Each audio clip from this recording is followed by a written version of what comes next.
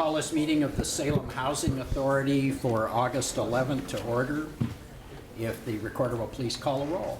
Commissioner Tesler is absent. Commissioner Nanke? Here? Commissioner Clausen? Here. Commissioner Dickey? Here. Commissioner Rogers? Here. Commissioner Benars? Here. Commissioner Clem? Here. Commissioner Hine is absent. Chair Bennett? Here. Will you please join me in the Pledge of Allegiance? I pledge allegiance to the flag of the United States of America and to the republic for which it stands, one nation, under God, indivisible, with liberty and justice for all.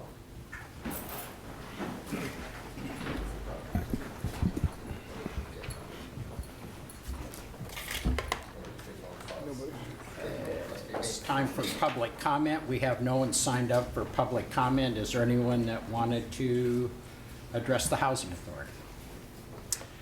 Okay. Commissioner Nanke, the consent calendar. Thank you, Mr. Chair. I would move the consent calendar as provided. Second. Mr. Welch, do you have any? Yes, Mr. Chair, I do. Really briefly, just want to inform you that on the September 8th commission meeting, staff will be presenting the 2014-2015 budget to the commission. As you know, our fiscal year is October 1 through September 30th.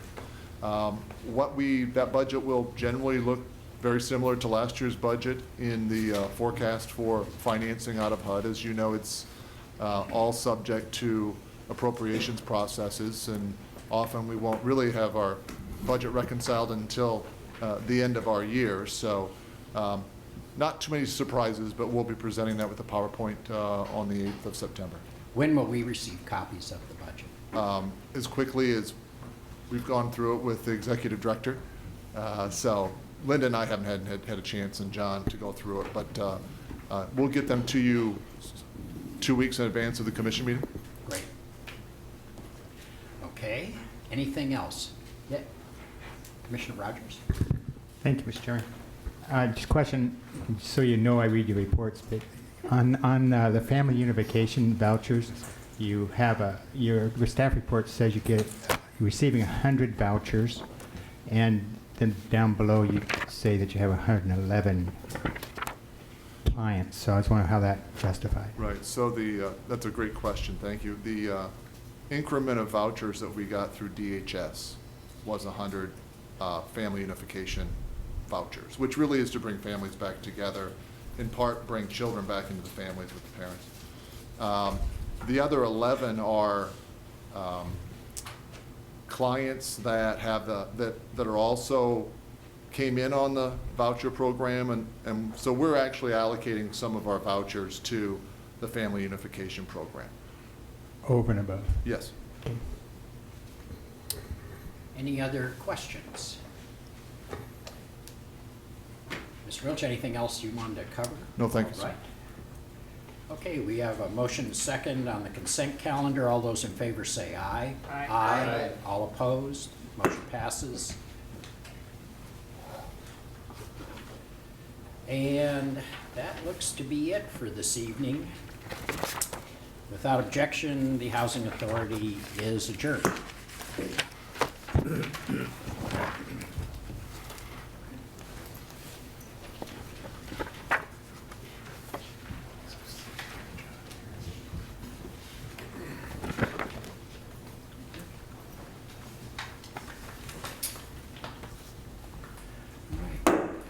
Call to order the Salem City Council meeting for August 11th.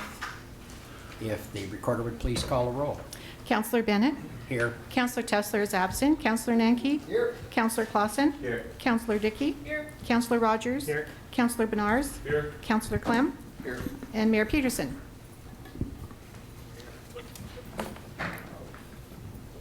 Hello?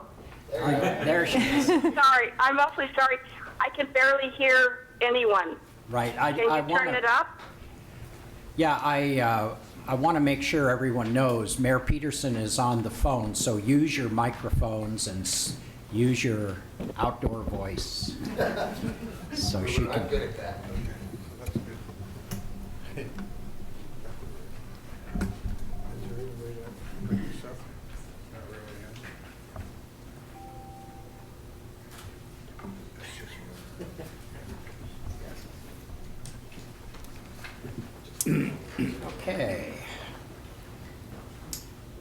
Counselor Nanki, additions, et cetera. Thank you, Mr. Chair. I would move additions to the agenda, which is encompassed in corrections regarding our second public hearing this evening, so it will come up again. Second by Menards. Any discussion? All those in favor say aye. Aye. All opposed? Motion passes. This is time we have for members of the council and the city manager to make comments on whatever they'd like to comment about. I'm going to give you a quick report. We had a great night out last week. Over 100, 150. I don't have the exact number. Mr. Duncan was about 150. I believe that's correct. We tried to get to a total of 130 block parties for National Night Out. Well, I couldn't get to all of them, but the ones I did attend were well attended. I particularly want to mention one that was held in Councilor Dickey's ward on Donald Street. It was remarkable. 150 minimum people with ballet folklorico, guitars, dancing, great food. It was really quite a remarkable. This is Donald right off of Portland Road. It's a neighborhood that's doing an amazing turnaround. It's really quite, and Councilor Dickey had asked me to attend just for my own edification, and it was great. If any of you are ever asked by Councilor Dickey to go to the Donald Street night out, it is just worth the effort. It was a lot of fun. And the others I attended were in the Grant neighborhood and were very well done. Special thanks to the city police department, which really puts this together and does a great job. There he is, Councilor Clausen. Yeah, I would echo that too.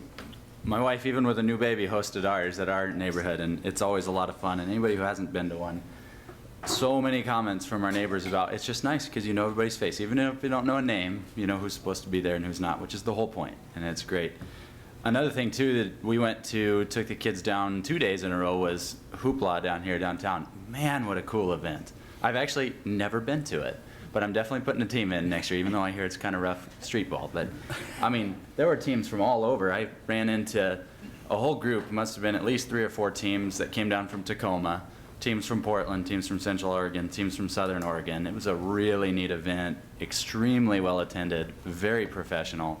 It was very good. So talk it up for next year because that's a great event for Salem. Great. Councilor Dickey. Yeah, I just want to add to Councilor Clausen's comments about Hoopla. I actually met someone from Olympia last week, and they tried to get a hotel room that weekend of Hoopla, and all of our hotel rooms in Salem were full. So that's really good news for our local tourism. So, Great. Councilor Nanki. Just to go on a safety note instead, it's very hot outside, just encouraging everyone to stay hydrated and avoid heat-related sickness. So, Even though it's air conditioned in here, we're not going to go long tonight. That's right, because they turn off the air in here. I think at 8 they used to. It used to be just 8:45. nasty. Yeah, that's the plan. Councilor Bernards. Well, I wasn't here last week for either Hoopla or the night out. We were gathering our son from college in Montana State. I will say quite the reverse, that we spent money along the way, which is one of those things that all communities look to do, bring dollars in from outside, which I spent across Montana, Idaho, and Washington, visiting and doing my summer travels. Quite the opposite of just staying here and watching that money come in from outside the community. And that's the only thing I wanted to mention, is that it's an economic engine for our community and others as well. So you're not going to pitch sales taxes then? Sorry. Okay. Good. It's a good choice. Any other city manager? Yes, I just wanted to announce that City of Salem employees received a United Way Award for the second year in a row We won a campaign award for one of the top 25 employee campaigns. So we really appreciate the generosity, just the ongoing generosity of city employees, and believe that United Way and these agencies really make a difference in people's lives. So I just wanted to say how much we appreciate our employees for contributing. Congratulations, that's great. Yes, Councilor. If I can, thank you. Last meeting, I spoke to the sidewalk to the bus station along Rickey Street, and they were just going to run that. There's an assisted care facility right in the middle of that block, and so the city continued that and gave access to that location as well. So now that entire length of the street on the north side of Rickey has a sidewalk for kids to go to school with, as well as get back and forth to the bus station. So thank you very much. Great, thank you. Anyone else? Okay. Now it's time for public comment. I will ask all of you to remember the mayor is on the phone, would like to hear what you have to say, so be sure to speak into the mic. If you need a little help with it, let us know. Each of you have 3 minutes to speak on agenda item. The orange light will flash at 2 minutes. At 3 minutes, when the red light flashes, do us all a favor and quit talking, because I don't want to have to ask you to quit. So let's just keep it voluntary at this point. Just wrap it up, and thank you very much for your thoughts. So I'm going to call 2 of you at a time. We have several folks, Dave DeMar and David Concannon. Both of the podiums work. Chuck, if you may speak for Dave DeMar, he's leaving this establishment at 6:30 and is not quite here yet. Well, we'll catch him last then. Thank you. You bet. David Concannon. He'll be followed by Ted Hughes. My name's David Concannon. I live at 2010 Lowen Street Northwest. I want to thank the council and the mayor for allowing me to speak this evening. What I would like to address is the regulations pertaining to medical marijuana facilities. In particular, I want to address 2 things about that. One is the clause that limits or sets a capital on the number of facilities, and 2, the space and location of facilities. I would like to say that medical marijuana facilities should be treated like any other medical provider. Facilities such as physical labs, imaging, medical supply stores, drug stores, and medical offices themselves. None of these providers have limitations on the number, nor do they have space and location limitations that have been proposed. The report speaks of a possible 250-foot buffer zone between facility and any residential zoned area. None of the above face such a requirement, nor should the medical marijuana facilities. We are speaking of medical marijuana regulation, not recreational use. Patients who come to facilities are your neighbors and co-workers. They are people with severe medical conditions. In short, they are members of our community that you run into at the pharmacy, at Target, at the grocery store. They do not need, nor should they be segregated from the community. The report addresses the impact such a buffer zone would have on a majority of the existing licensed medical marijuana facilities, of which there are 11 in Salem, and suggests that a grandfather provision should be added if the buffer zone is approved. Such a provision should allow those OHA licensed facilities now in existence within the proposed buffer zone to remain rather than forcing them to relocate. There are, as I say, 11 medical marijuana dispensaries in Salem. All have been licensed by OHA, and all should be treated equally. As to the clause in the report suggesting a cap or limit on the number of medical marijuana dispensaries, I would submit to you that the number of dispensaries would certainly be limited by the economics and market demand alone. Medical marijuana is expensive, approximately $200 an ounce. With that expense, a limited number of patients have access to it. Therefore, the marketplace would control the number of dispensaries. In addition, there are now in state regulations a 1,000-foot variance between schools. That includes public and private, elementary and secondary, as well as trade schools, as well as a 1,000-foot space between facilities. These two buffer zones, plus the city requirement that facilities be located on an artery, will definitely limit the number of dispensaries if the economics alone won't do it. And I believe it will. And I thank you. Thank you, Mr. Kincannon. Are there any questions? Thank you very much. Mr. Hughes. Mr. Mayor, I'm not in marijuana. Do you have me down as a marijuana witness? No, I have you down as a public comment on an agenda item, so Thank you, sir. pick your poison here.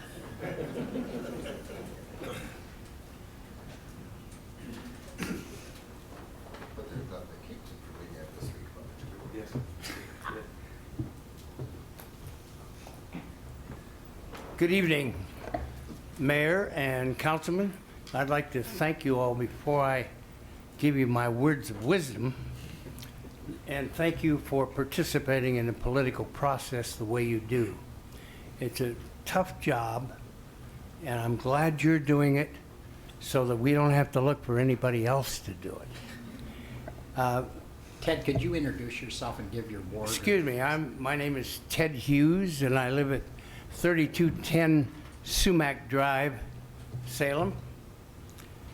And after thanking you, I was going to say, I'd like to give you my opinion of one of your agenda items.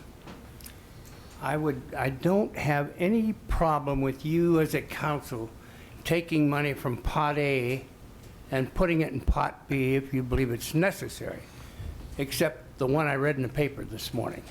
Cannot believe that the parking meter issue is such a big thing here in Salem. 2 years ago, you established new parking meters around the Capitol Mall. And I'm certain they're not worn out unless the thousands of quarters that were put in there wore them out. I would ask all of you tonight to spend the $1.2 million, but spend it on items that you know are absolutely necessary and that the city needs. Thank you. Thank you very much. Any questions? Thank you. Tom Warren, followed by Cameron LaFollette.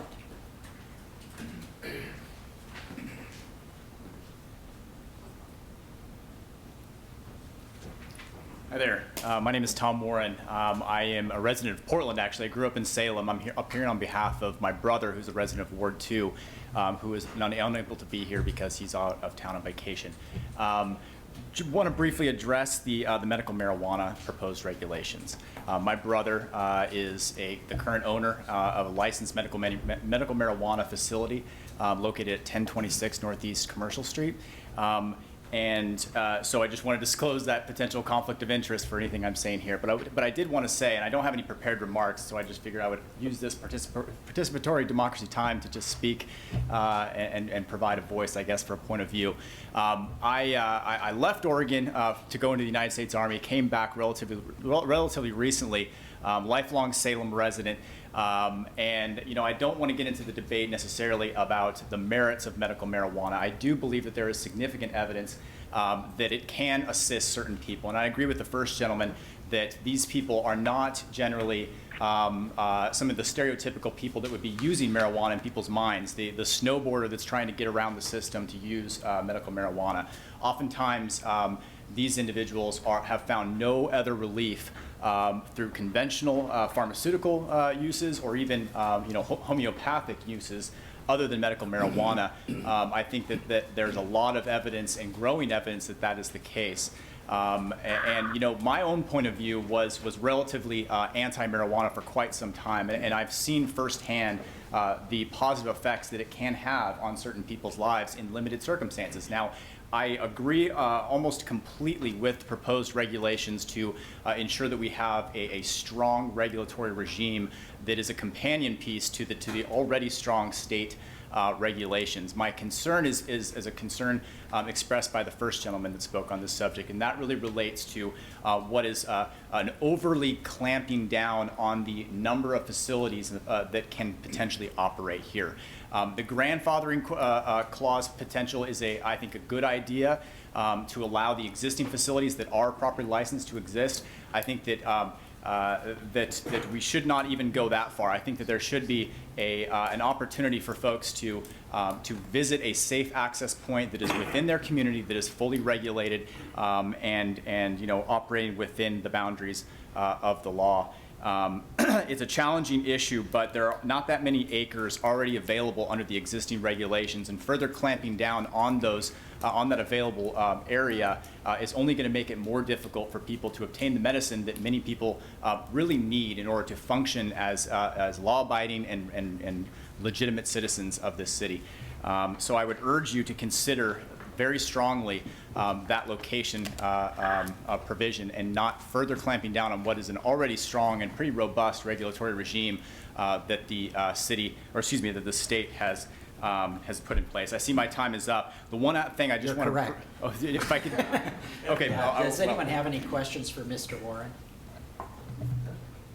Okay, thank you very much. Cameron LaFollette, there you are. Good evening, Mr. Mayor and members of the City Council. My name is Cameron LaFollette. I live at 1825 23rd Street Northeast, and I'm here tonight to testify on Agenda Item 7C, which is the information report Council is receiving concerning amending the ordinances concerning residential lighting problems. Recently in our neighborhood, actually it's getting on towards 9 months now, the neighbor next to me put up a very bright mercury vapor light on a pole above the house, which trespasses glare directly into my residence. Salem residential lighting standards do not address this problem unless the candle power is substantially greater than that. The problem is we went to neighbor, but the people who put up the overly bright light have refused to participate. So we came to City Council with our problem, the only remaining recourse. The staff report that you are receiving is an informational report. Turns out to be really disappointing because staff says that bulb glare is a perception and there's no universal standard for the level it should become a violation. Well, many cities do, in fact, deal with bulb glare as something that they can regulate, Eugene and Troutdale among them. And I would just like to point out that Salem itself, in its own noise code, the noise ordinance in 93.020 has a subjective standard. It's somewhat objective, but it's also somewhat subjective. There's no way to avoid that. It says specifically in 93.020, it shall be unlawful to operate or use or permit the operation or use of any device that produces or amplifies sound, including various things, in such a manner that the sound produced thereby is plainly audible within any dwelling unit on public property or on public property. So there we have a standard that is somewhat subjective but fairly easy to enforce. We hope that this is something City Council can continue to look at to deal with light trespass. For example, to have existing lights grandfathered in. They don't have to be replaced or anything done with them unless there's a complaint, and then require the trespassing owner to shield the light.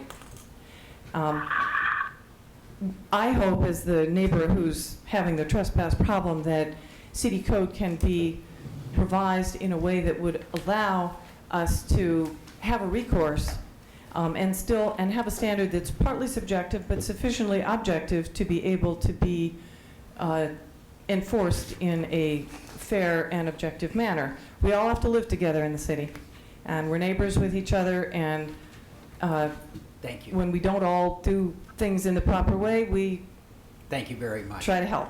Thank you very much, Ms. Thank you. Pollan. Any questions? Thank you.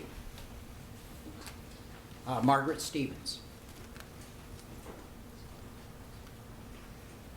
And then Nicholas Williams.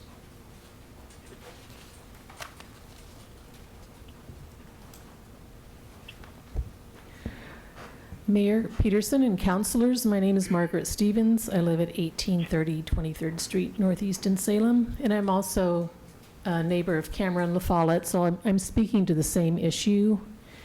We live in a residential area. Almost 10 months ago, the homeowner across the street erected that bright light, and it's also on a pole that extends above the eaves of their house. The glaring light spreads across the street and floods our home every night, and I no longer have free use of my property at night because of this. And as Cameron LaFollette said, we tried to use the mediation service, but the other party refused, so we turned to the city for help. And I wanted to mention that you probably know other Oregon towns, even small ones such as Sisters and Troutdale, have found ways to address light trespass and light pollution in residential areas, while at the same time allowing for needed security lighting. Regarding the report you have, I also agree that it doesn't really provide a solution for us. So we are urging you to ask for further work on this issue to come up with a workable solution to light pollution in residential areas. Thank you. Thank you very much. Are there any questions? Yes. Thank you very much. Nicholas Williams.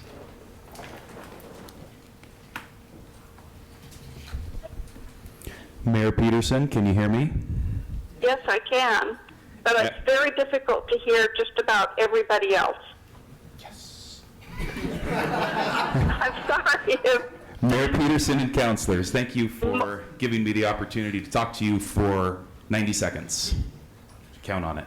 My name is Nick Williams. I serve as the Public Policy and Membership Manager with the Salem Area Chamber of Commerce, and I'm here to speak tonight regarding the potential upgrade to our parking meters around the Capitol Mall. One of my job duties at the Salem Area Chamber of Commerce is to put together agendas for our public policy sessions, which I did for this last public policy session, at which time we hosted the candidates for House District 20. Now, in the political process, fairness is of the utmost importance, and we start this public policy session by flipping a quarter, and I put the agenda together, and I didn't have a quarter. So you can imagine how my heart races when I pull up for a meeting at the Oregon State Capitol.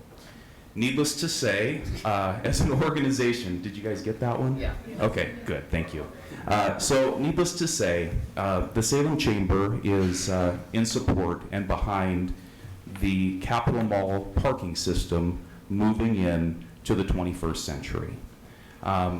Quarters are for video games, and the Capitol Mall is becoming a modern structure, and there are a lot of decisions that are happening there, and a number of folks are coming for periods of time that they don't know how long they're going to be there for. So the pay and display meter system, we are behind you on that decision. So that concludes my time. I went over 90 seconds, doggone it, but I'm happy to take any questions you might have. Any questions? Okay, Thank you. Mr. Williams. Dave Dumar. I think perhaps he just hasn't made it. Okay. That's the end of the list. Is there anyone else that want to speak to the council on an item on tonight's agenda? Okay, thank you very much. Excuse me, I think we did have one. Oh, I'm sorry. Sorry, I forgot about him. Mr. Brown.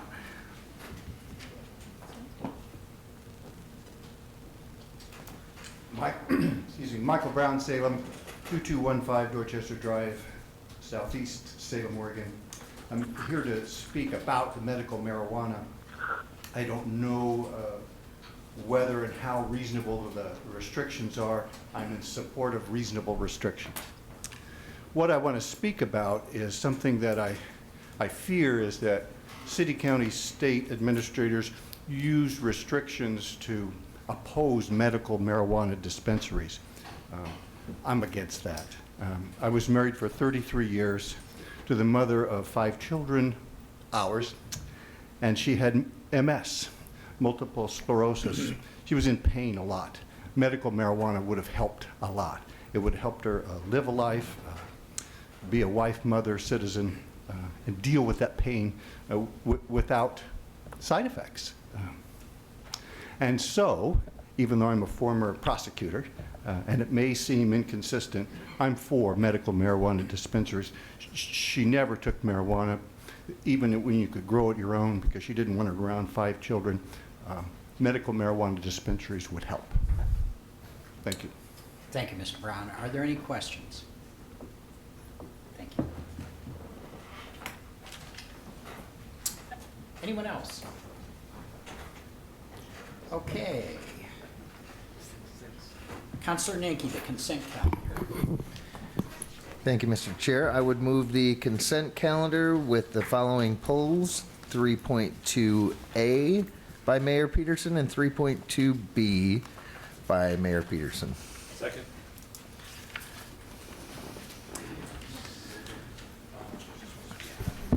Okay, and then I want to have a no vote for Councilor Rogers recorded for 3.2C. Okay, any discussion on? If I may, just to kind of let people know what the other things on the consent calendar that you don't necessarily hear about that we just passed. 3.2C is a resolution regarding the city's approval for a Marion County order to initiate the formation of the Marion County Extension and 4-H Service District. Then there's a library ready-to-read grant application, an intergovernmental agreement between the Drug Enforcement Administration and our narcotics task force operations with the Salem Police Department, a lease agreement out at Willow Lake Nursery, which is adjacent to our wastewater treatment plant, vacation right-of-ways that we'll have a public hearing on if we approve this, regarding the boundaries of the Salem Health property, and then letting water service go beyond our corporate limits with the consent of the property owner to petition for annexation upon receipt of that service. Okay, you've heard what's on the consent agenda. You'll be voting on. Who is the second? Bernard's. Okay. All those in favor say aye. Aye. Aye. All opposed? No. Motion passes. Okay, it's time for public hearings. Go ahead. You want to announce the first one? Sure. Thank you. The City Council will now hold a public hearing for the purpose of considering a city-initiated request to rename a remnant portion of Swiggle Road Northeast. Persons may appear either in person or with representation by an attorney and provide testimony.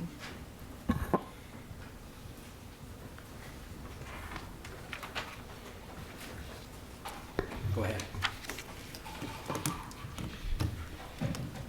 Okay. Good evening, Madam Mayor, City Councilors. I'm Robin Bunsey with the Public Works Development Services. I'm here to present the staff report request to name a remnant portion of Swiggle Road Northeast to Badger Corner Place Northeast. The city's corridor improvement project realigning Market Street and Swiggle created a remnant section of Swiggle Road Northeast east of 45th as designated on the vicinity map above.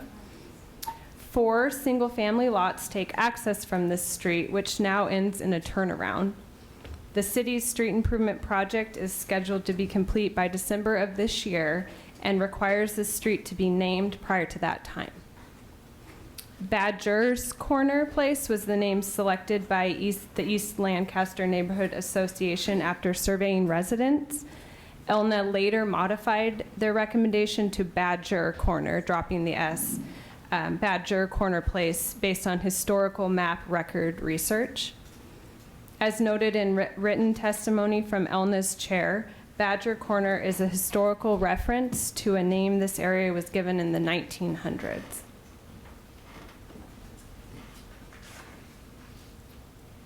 Staff and the city's street naming committee have reviewed the proposed name of Badger Corner Place Northeast to determine if it meets the street naming standards set forth in SRC Chapter 255. First being the name in general. Badger Corner Place does not already exist within Marion or Polk County. The name does not sound like another street within Marion or Polk County. It's not deliberately misspelled, a pun, or slang, and it's not a numbered street. Therefore, it meets the general name standards. The next standard is the type of street. The street was determined to be a local street and was designated place by ELNA. Go ahead. Okay, and the city's street naming committee because it is a local street less than 1,000 feet in length. Therefore, it meets the type of street standards. The next standard is the address district. The street is in the Northeast District and is therefore designated Northeast and meets the address district standards. And the second and final criteria asks if the naming of the street is in the best interest of the city. The neighborhood association conducted outreach on the initial naming of the street. The citizens living in the area and the neighborhood association unanimously selected Badger Corner Place. Planning Commission then discussed the renaming of Swigel to Badger Corner Place at their July 15th meeting. They determined that it would be in the best interest of the city to recommend council approve the naming of the street to Badger Corner Place Northeast. A request for comments was sent to affected property owners and residents and public agencies, including Police and Fire, Building and Safety, Public Works, and Salem Kaiser School District. City staff did not receive any objections to the proposed name change.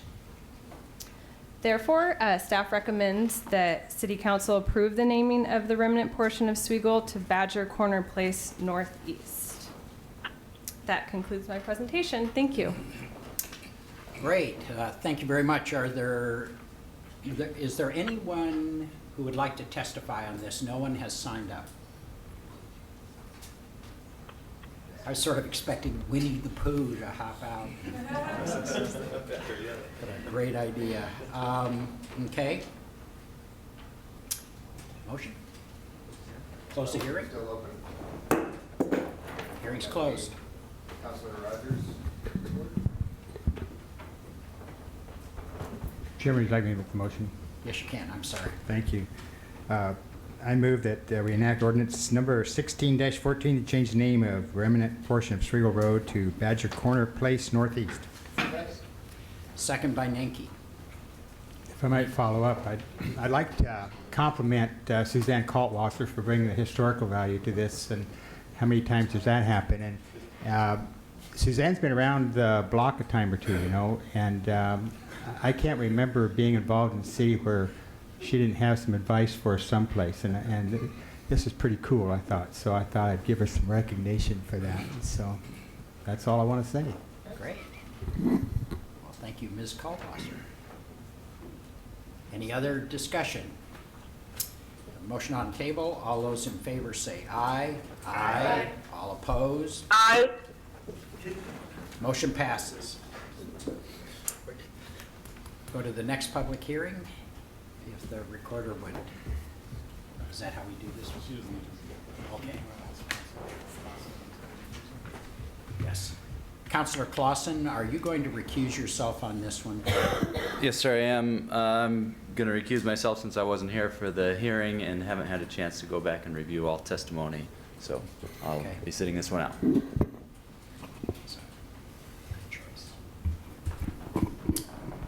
Okay. Well, this is just to adopt the final written orders. We just need a motion to adopt the order. Councilor Nanki. Thank you, Mr. Chair. I would move staff recommendation, which is to adopt order number 2014-07-HDR in the matter of reversing the decision of the Historic Landmarks Commission and approving the application for a major historic discretionary review for demolition, case number HIS 14-09 for the property located at 700 Church Street Southeast. The order being modified by the additions to the agenda this evening as well. Second. Second by Bernards. Any discussion? Okay. All those in favor say aye. Aye. Aye. All opposed, nay. Motion Motion passes. So now you can talk to the public again.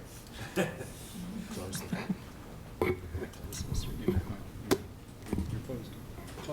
Okay. Okay, special orders of business. Mayor Peterson, you pulled 3.2A. Would you like to begin the discussion with a motion?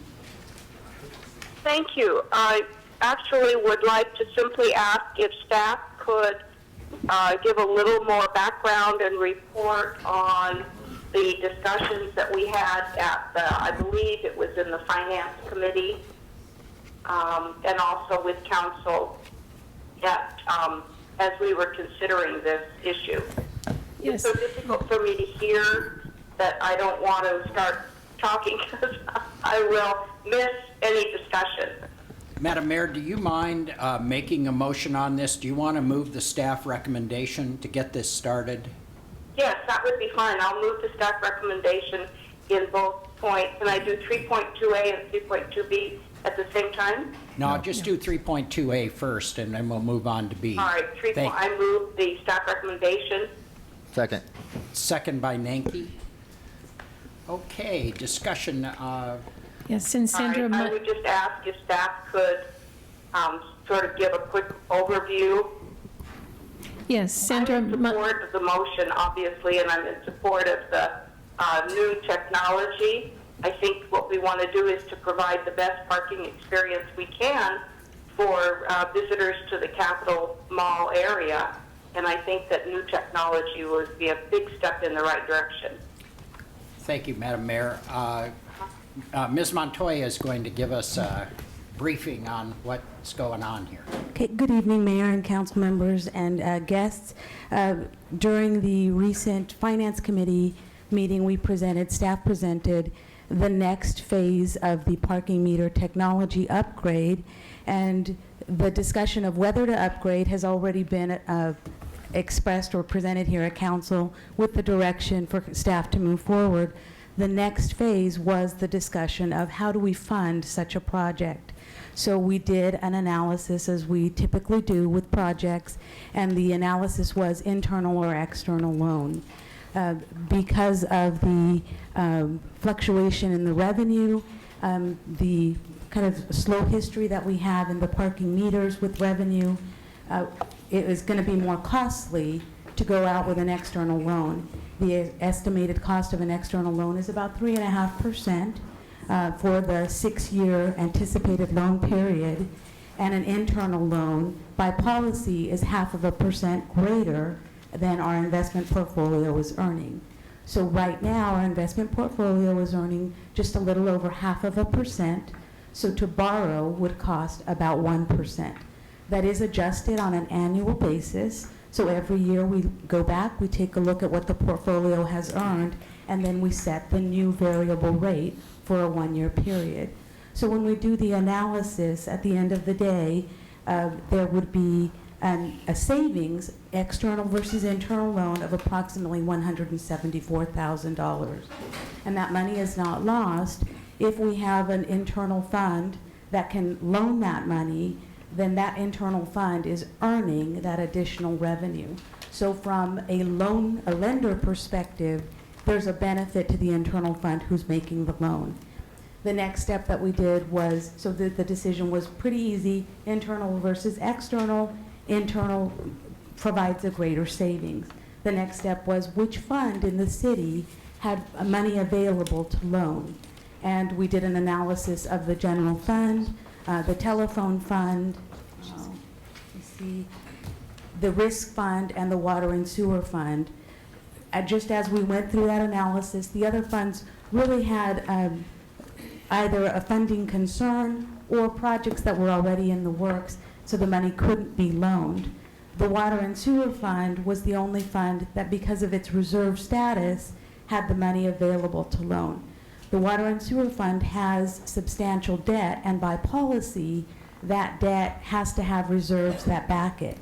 So those funds are available to be invested, and to the extent that they could be invested and earn a greater interest earnings, there's a benefit to the city. So we did the analysis. There's about $25,000 over that 6-year period that would be earned in addition, and that money would go to the water and sewer fund. So there is an internal benefit to the borrowing fund, and there's an internal benefit to the loaning fund. So in this case, the staff has recommended that we proceed with a loan from the water and sewer fund to the general fund for the improvement of the parking meter technology. Do you have any questions? Any questions? Councilor Clem. Thank you, Councilor Bennett. Madam Mayor, I hope you can hear my question. I can hear you. Okay. The loan to switch to the new technology for parking meters from the water and sewer fund will that affect any water and sewer projects or safety for the public at all? Will that interfere with anything we've already scheduled to build for water and sewer? I assume that question was headed my way. Peter Fernandez, Public Works Director. Councilor, the answer is no. The funds that are being loaned are all required reserves or unrestricted reserves. So we have our 5-year capital improvement program laid out with the money that we already have. So these are funds that are over and above those monies. And last question is, Sandra, from the need to borrow money, will this loan from the water and sewer fund be paid back on a timely basis? Will it affect our ability to provide police and fire and other services? So the revenue is anticipated to come from parking meters. The analysis that was done by the consultant is that the revenue should increase from this new parking meter technology. So right now what we have is there's a limit to how many quarters people can put into the parking meter, which reduces the potential revenue. When you go to the pay and display, there's additional revenue that's anticipated, and it's shown out in studies. And so we anticipate that we'll be able to capture that additional revenue. That additional revenue will be used to repay the debt, and the debt is structured with no prepayment penalty. So if revenue is greater, and we've estimated very conservatively, so if the revenue is greater, we'll be able to repay that debt faster. And the 6-year period is still within the ORS and our debt policy, which says you have to repay within 10 years. Thank you. Thank you. Any other questions? Will this affect my water and sewer bill? That's really, I think, probably the most Absolutely question not. I got most commonly on this. Absolutely not, Councilor. It will not affect your water bill. Okay. Or sewer bill or stormwater bill, right. Any other Your bill? utility bill in general. No, electric bill. Yeah, let me state again that the monies are in reserves, that the cash already exists. It's sitting in the investment portfolio, earning on average 0.5%. What is proposed here is that money that is held in reserves, must be held in reserves, will now earn 1%. So we'll double the money that we're making from those monies. Do those earnings affect rates? Water, sewer, You know, if we were making more than 0.5%, they could. So Theoretically, are they? in this very low interest environment, they really do not. In a more normal environment, they might. Okay. Yeah. Okay. To the benefit. Okay. Good. Councilor Clausen. Thank you, Mr. Chair. I'm not sure if this is appropriate for this discussion being about the loan, but my question has to do with the actual, kind of the next steps. I don't have a problem with the loan. I think it's a benefit to the city, net benefit to the city to do it like this. But on the next steps of the RFP, I think we'd had some discussions a while back about what does this system look like in the future as it goes forward. And has the decision been made, pay and display, or has that gone to any kind of discussion with council or with councilors, or is the RFP going to be open for any kind of system to come back? Because I know there's a lot out there. I'll answer that. Excuse me, John Wales, Urban Development Director. As Sandra mentioned correctly, the council made the decision back in January 2013 to move to a new technology. And what we've been doing in the interim is looking at doing surveys both times when the legislature's in session and out of session to look at usage. And we need a funding source before we can go out with a RFP. And our plan is to go out in September, October, probably at the beginning of October. Have a long RFP process with them due at the end of the year, and then we will be looking at that. It will be an open a process, and we will be evaluating what is the best technology and most appropriate. It will take time to work through that, to look at the interface with our system, both our financial system with our IT system, and then we will be making a selection and moving forward with an installation, hopefully in the early summer of next year. Okay, so actual physical structure hasn't been decided, it's just No, not yet. So that when the RFP comes That's back, correct. proposals from the vendors, we'll have the pluses, and we'll be able to figure out the pluses and minuses and That's award correct. accordingly. Okay, thank you. Councilor Nanki. Thank you, Mr. Chair. Mr. Hughes brought up a point that there was a newspaper article in regards to this item. I haven't read, speaking to replacement of parking meters recently. I think 2 years ago was about the time we approved to look at new technology. But have we replaced a bunch of parking meters down there? No, not, the meters that we're talking about, 1,400 parking meters are in the area of the Capitol Mall that are about 15 years old. They're past their useful life, and they're actually, we're having a lot of trouble with maintenance, and we've got to move to a different technology or replace them. And the issue before the council back in January of 2013 was, do we stay with what we have, or do we invest in a new technology? And at that time, the council and the parking task force, which was in process at that time, had made the same recommendation. So this is actually to invest now Yes. in that new technology, That's correct. and it's been a year and 8 months or so. Thanks. Councilor Bernard. Mr. Wells, I had a quick question. You had mentioned a lengthy RFP process, and I'm curious to why we are lengthening it out. It seems to me that these parking meters should have been replaced 2 years ago. I'd be happy to be seeing them in there tomorrow if they're the right technology. Well, with the RFP, will probably stay open for about 3 or 4 months. I don't think it will be 4 months, but it will be long. We'd like to get as much information and as much understanding of our needs, so in tailoring it to our systems and to the area. So we'd like to get a good response on that, and that's the main reason for doing that. So speak a little bit about the equipment. It's not just a meter or a pay and display kiosk that you bolt to the ground. There's, I presume, electrical wiring. There's meter reading devices that have to go out there, training that has to go on with people. We're looking at a wireless technology. It will be solar powered. It will interface electronically with our system with finance and with IT. But making sure all of those entities line up is going to it's going to take some time for us to make sure that we've got the right fit.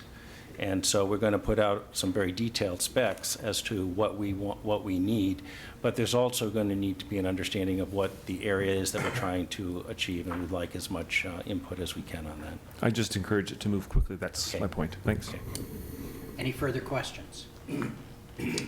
Okay, all those in favor of the motion say aye. Aye. Aye. All opposed? Motion passes. Madam Mayor, you have a motion then on 3.2B. Yes, I move that council approve the staff recommendation of the item in 3.2C. B. B? Yes. Thank you. B. Second. Okay, second by Nanki. Did you want to speak to your motion, Madam Mayor? I will, yes. It's sort of repetitious of the first, and again saying that the best thing we can do is to create a better parking experience for people who are visiting the Capitol Mall, and that also, of course, the benefit of using this particular fund is that it actually is the most cost-effective way for the city to fund this the purchases. Okay, any further discussion? Councillor Dickey. Yeah, I just wanted to add, I'm really glad that we will be updating this technology. I was in Seattle last week. You can't all see this, but they have, this says pay by phone parking. So it's a parking meter that takes coins, it takes credit cards, or you can use your cell phone, and they have an app to do it. So there's a lot of options for people. I was really excited to see that and be able to use some new technology for parking, and I know that our customers will be happy for that as well. Thank you. Any further discussion? Okay, seeing none, we'll go to vote. All those in favor say aye. Aye. Aye. All opposed? Motion passes. We'll go then to information reports. Councilor Bennett, Yes. we do have another special order of business, Oh, I'm sorry, what is that? medical marijuana dispensaries. I'm sorry? Medical marijuana dispensaries. Oh, there it is. I'm sorry, I just went right by it. If you'd like to table it to a further meeting.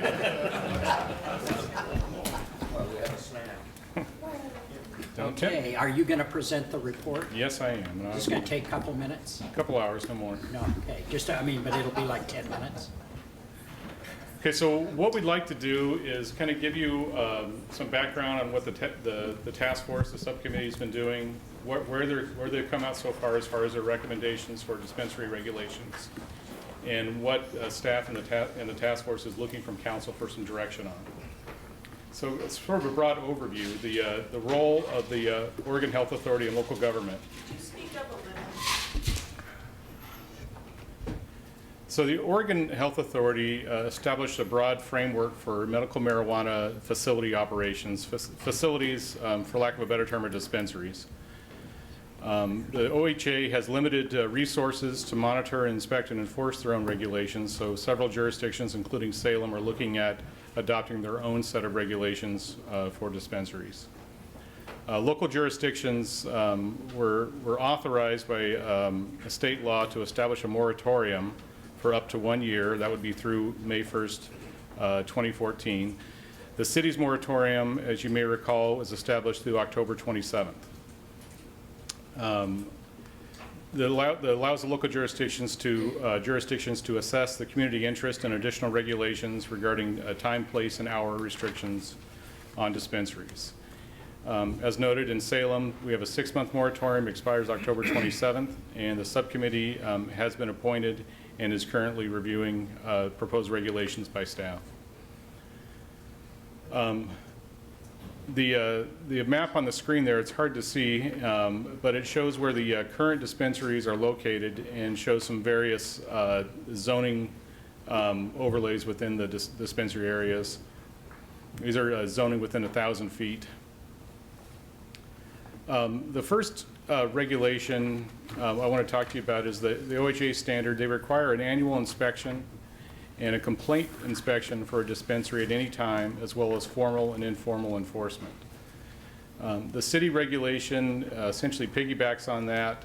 It authorizes local compliance inspections by Salem Police, and the chief of police may deny a registration or suspend or refuse to renew a city registration. Also, the registration may be suspended or revoked if they breach the conditions of the registration or the conditions of our local regulations. OHA provides for testing and labeling of their product, record keeping, prohibits minors where usable medical marijuana is present, and as well as prohibits consumption on the premises. There's a few gaps that staff has seen in the regulations, in the state regulations. We have proposed a limitation on hours of operation, where the proposal from staff has been 10 a.m. to 8 p.m., prohibit drive-through or walk-up windows, establish consistency with OHA's guidelines regarding restrictions on minors, and then city access to business records in order to perform an audit on their records as needed. The first set of regulations as we go through here, these are the potential city regulations. For the most part, the task force, the subcommittee, has agreed with the potential city regulations. As where there are disagreements or where there isn't a consensus, we'll note that. As far as location goes and co-location of different types of activities, the Oregon Health Authority regulations only allow dispensaries in commercial, industrial, mixed use, and agricultural zones, and it prohibits a co-location with a grow site. A potential city regulation would extend that a little bit. It would say that it cannot be operated as a home occupation. It cannot be co-located with a facility manufacturing butane hash oil. And I'll let Chief expand upon that if you wish. And it cannot be co-located with a tobacco smoking lounge or any other kind of medical or marijuana social club where medical marijuana is consumed. Edibles. The OHA standard is any product meant to be swallowed or inhaled must be packaged in a child-resistant safety packaging that is not attractive to minors. Potential city regulation would be that all edibles must include label with serving size and amount of THC in each serving. The subcommittee's recommendation, which was a fair consensus on that, was no additional regulations are required, so don't include the potential city regulations, just go with the OHA standard. Security. OHA requires commercial door locks, alarm system, video surveillance, and camera coverage and placement. Additional city regulation would require outdoor lighting for the entrances and in the window areas for the dispensaries to provide more security for them. Also will allow Salem Police to access video surveillance recordings related to a criminal investigation. The current OHA regulations are a little restricted. It seems to imply that dispensary operator could only allow OHA or state police to view the video feed. We would want to make sure that they've got a separate video feed or some type of permission to allow Salem Police to review the video surveillance. Confidentiality and registration. OHA requires the name of the individual responsible for the dispensary and address of the dispensary to remain confidential unless the individual responsible has authorized disclosure or local law enforcement makes a verification request. And in that case, I believe all OHA will release is the address. If you give them an address, they'll tell you, yes, there is a registered site there, but I don't believe they'll give you the name. Do you know if that's correct, Jerry? The potential city registration regulation would just require each dispensary that's registered under the city to register with the city. There's a couple other ideas that that have been talked about at the task force, but really haven't reached a consensus on. One is the cap on the number of facilities. Fort Collins model allows one dispensary per every 500 card holders. Now, we don't have an exact number of card holders in Salem, but we do have a number of card holders statewide. And so you can do the math and factor out till you get to the population for the city of Salem. I don't have the exact number on that, but I believe it would be 8 or 9 if we use the 500 per card holder. Ventilation and filtration requirements. Potential city regulation would require ventilation and filtration systems to keep odors contained within the site itself. The subcommittee recommendation was no additional regulations to require specific ventilation or filtration systems and just adopt the OHA rule, which is to do nothing.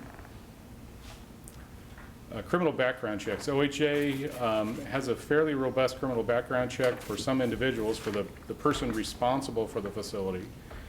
Although it has somewhat limited class of convictions.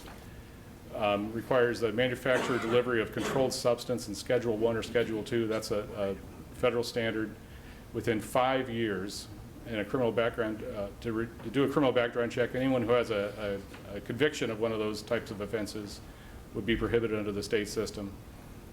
Under the city's proposed regulation, this would include not just the operator of the facility, but all owners and employees and anyone involved in the dispensary operation. And it would broaden the class of crimes that we would look for to be any felony, regardless of whether it's drug-related or not, or drug-related misdemeanors. And that would be within 15 years of conviction or 10 years from release. So we're increasing the time we'd look back and we've been increasing the number and type of convictions we'd be looking at. There wasn't really any consensus from the task force. I think there was some agreement on expanding the number of convictions. There was some hesitation on the number of years to look back, as well as some of the members didn't feel any additional restrictions beyond what the OHA provided would be necessary. Fees. So OHA is a $4,000 annual fee, and they have to renew their registration annually. The city regulation would require registration with the city, and then there really wasn't much consensus reached on what the fee would be because staff really couldn't give them an accurate number of what that would cost. So what my proposal is that we would base the annual fee on a deposit, and it would be based on actual cost. So we ask them for a deposit of whatever that amount might be, and then as we get through the process, we'll know what the actual cost is and charge them that. What we include in that actual cost is to be resolved. There are the hard costs of staff time to process the registrations, to run the background checks, to do the site visits and whatnot, as well as the monitoring and auditing. And there's also soft costs involved to the extent that extra police protection will be required for the dispensaries who might be targets of crime. So the initial fee would serve as a deposit, and staff can track actual costs. Some of the areas that we've reached some consensus on is in location. The OHA would allow dispensaries in commercial, industrial, mixed use, and agricultural zones. The task force didn't recommend any additional zoning restrictions. We did talk about limiting certain zones, excluding certain zones. One issue that the task force didn't talk about that I wanted to talk about with you tonight is whether the central business zone is an appropriate location for medical marijuana dispensaries, if you wanted to exclude it specifically from that zone as well. As far as spacing requirements, the OHA is 1,000 foot from another registered facility and 1,000 foot from a school. Potential city regulations, as one of the people testifying at public comment mentioned, there was a proposal to restrict dispensaries to major arterials, Commercial Street, Lancaster Drive, things like that. The subcommittee recommendation was that it was not needed. There was some discussion at the subcommittee level about whether that meant it had to be addressed on a major arterial or just physically located on a major arterial with access off a side street. You know, if that was something that the council wanted to go forward with or the subcommittee wanted to reconsider, obviously we can work around that. Another proposed restriction was 500 feet from parks. The acreage there that you see is we did some mapping with some of the maps there, and even if we restricted it to 500 feet from city parks, it would still allow over 1,500 acres. And then another proposed restriction was 500 feet from child care facilities. That would reduce the number of acres available to 1,465. One of the issues with child care facilities is that they pop up and close and open fairly frequently. The state does have a list of registered and certified child care facilities. Those do not include every house that has daycare. So we would need to tighten that up so we could actually have a list that we could track. It is possible, but it would be a bit cumbersome. Another potential city regulation was a location requirement of 250 feet from any residential zone. It's a bit difficult to see from the map there. It doesn't come out real well, but the areas that are highlighted in circles are the existing medical marijuana dispensaries that are legally operating under the moratorium. You can see where the zoning is there. I believe the purple zone is general commercial. And the residential zone isn't listed on there, which is not helpful. But my understanding is that even at a 250-foot separation requirement, several of the existing dispensaries would need to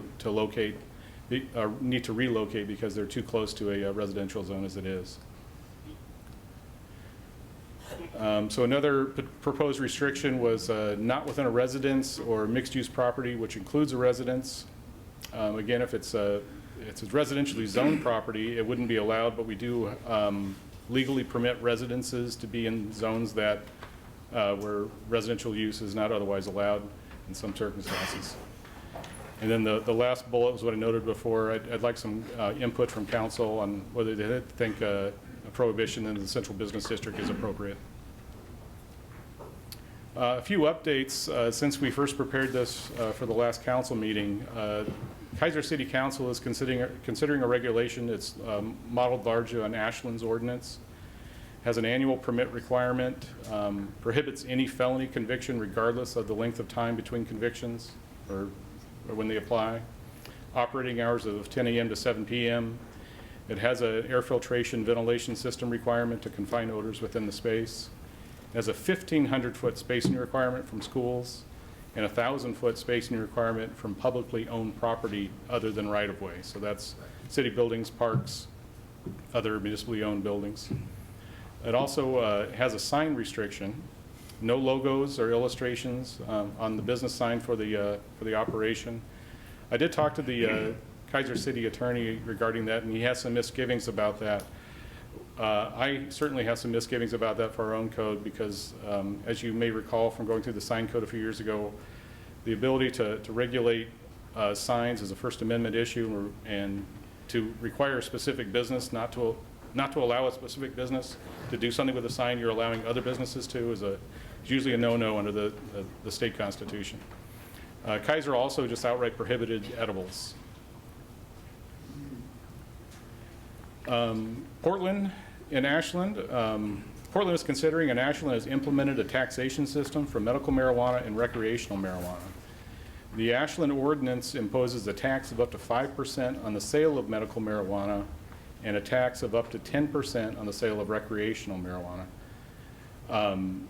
The petition to initiate the legalization of recreational marijuana would preclude local governments from imposing a fee or a tax in connection with the sale of marijuana. Doesn't matter whether it's medical or recreational. So it's hard to say exactly what they mean by a fee. If we're going to be charging a fee to register medical marijuana dispensaries, I could certainly see the argument where they would say our fee would be prohibited under this petition. The general rule is that if you adopt a law prior to the state law taking effect, through our home rule authority, our own local code would take precedence, and we'd be able to do that. There's obviously a back and forth argument going on there whether the cities and counties would have the authority to do that. I think it's fairly clear that if we wanted to, we could impose a tax as well as a fee prior to any state law change. That kind of goes back to that what I was saying. So if you're considering the regulations, you're going to have a fee for the registration, which I think we're going to need. You're going to need to do that, prior to the initiative taking effect, and obviously prior to the expiration of our moratorium, which is October 27th. The state tax can be done on the tax on the sale of medical marijuana can be done on a separate track, but it would still need to be done prior to the initiative taking effect if it passes.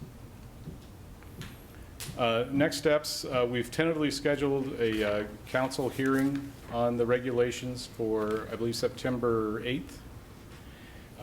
It's possible we could move that back to the next council meeting on the 22nd. However, that's getting us awfully close to the October 27th timeline, and I would assume you're going to get a fair amount of testimony at that hearing, and you may need more time to consider what you want. So I would rather schedule this hearing early rather than late. So at this point, we would like to get your feedback. I can go back through the slides and we can go issue by issue if you'd like, and then we can take that feedback back to the subcommittee. Why don't you do that? Just start with or do you have something you want to say right now? No, go ahead, but I do have a question before we start. Okay, go ahead. Mr. Atchison, so exactly what are we doing as council, if you wouldn't mind helping? We're not voting on anything. We're not deciding anything. We're giving opinion on what we think. The subcommittee, Mayor Peterson at the subcommittee asked that we provide a status report back to council to get your feedback, so you know where the task force is right now and what kind of regulations they're proposing, and just a general gist of whether you're comfortable with specific items or you think we need to reduce some of those restrictions or increase some of those restrictions or think of wholly different restrictions. If that explains it in a nutshell. Councilor Bernards. Thank you. Thank you, Chuck Bennett, for temporary mayor at this point. I am on the committee that has been looking at this, and I have struggled a long time with the distances. Currently, it's 1,000 feet from schools, but in my mind, I keep thinking, and we've been talking about other distances from residential, other distances to daycare and such. And if you go with my train of thought here, but right now you have a dispensary that's more than 1,000 feet away from a school. You cannot consume at the site of a dispensary, so therefore when you pick up your goods, you are free to go wherever you want to go. You could literally go 999 feet to your home right next to a school or a daycare and consume that in the privacy. It has to be in the privacy, not in public. So the issue of setback then becomes, is it a moot issue? Does it matter? Because I can consume it within inches of one of the places that we're having the setback taken from. And that's just an observation I've struggled with, and I want other councilors here to see the same thing. Does it make a difference? That's my comment. Thank you. Councilor Nanki. Thank you, Mr. Chair. Kind of following along on Councilor Clausen's, and I looked at this as potentially we could have gargantuan discussions on each one of these elements, but it's prior to the public hearing, and if we're making decisions on what things we want in or out of that, it kind of feels strange. I'm wondering, Councilor, if one way to go is where we see these two different points of view, that we get back a sort of a public hearing on a measure with options. That there are certain options like your mixed use issue or the central business district would be readily available to us to include when we put together the ordinance. Or does that make sense? Do you see what I'm saying? Because you're going to write the options. I think you've got that option now. If you want to tell me to do that, I can do that, and I can put it in the ordinance. Well, I'm not sure how I'd bring it to a vote. I really am not. I'm a little concerned with Councilor Nanki on trying to vote on motion, like we're prejudging it or something. Yeah. I'm not sure how to describe what my concern is. It's just a sense of... So Councilor Bennett, what I could do is provide sort of a ordinance decision tree for you, and we could go under each section of the regulation, and I could have 2 or 3 options, and either at a work session or at a hearing, we could, go down the list and say yay or nay. Well, I didn't see that there were going to be a lot of decisions. It looked to me like a fairly confined group of issues where we would have sort of subcommittee staff recommendation where we would be able to shop that. Does that? Did you see a lot of them there? I mean, it sounded like a lot of agreement on this committee. Mm-hmm. I agree, and I think one of the issues why they wanted to bring this back to you now is to say, this is where the task force is coming out of it. Is council comfortable with the direction that the task force is taking, or do you want them to consider more stringent regulations? I'd like to see both. When it comes to us for public hearing, because I assume this is my theory, we're going to see different points of view from the public. We'll have had a chance to really think these through, and we'll be able then, where there are real stark differences, to select between the two or to find middle ground if we want to. I mean, at least we see what the debate looks like. I'm particularly struck with the problem of Kaiser, Marion County, and the city of Salem having different ordinances, and what that does to the marketplace. What's that cause, and I want to make sure that, to me, that's an important factor. The question of edibles is an interesting one to me. My suggestion would okay. then, I don't know without any specific direction from council whether we're going to get any new information out of the task force. My suggestion would be to direct staff to draft that, present it to you at our earliest opportunity so you can get moving on it, as opposed to going back to the task force and basically doing the same thing they've been doing for the past several months. Right. Yeah. Nobody. Yeah. In other words, we'll get a staff recommended action, and what the consensus is from the task force on issues that they've reached consensus on. And where there hasn't been, we'll be happy to have a full and thorough discussion of what the task force's discussion was on that issue. Does that satisfy your expectations of what we would do tonight? No, but it's perfectly appropriate. Close enough. I'm perfectly happy to go forward on that basis. Councilor Clem? It sounds like we're going to be trying to resolve issues, not tonight, but in the future.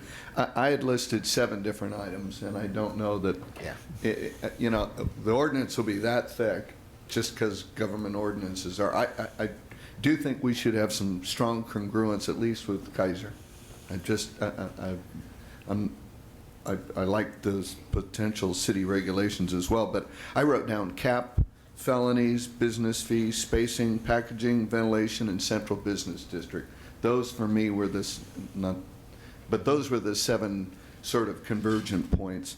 And I want to state that I'd be looking at the ordinance for its congruence with Kaiser, simply because we're in the same urban growth area. We're bound by the same school district. While we're 2 different communities, we don't have to be like Kaiser, and Kaiser doesn't have to be like Salem. There's got to be some common sense in the enforcement piece.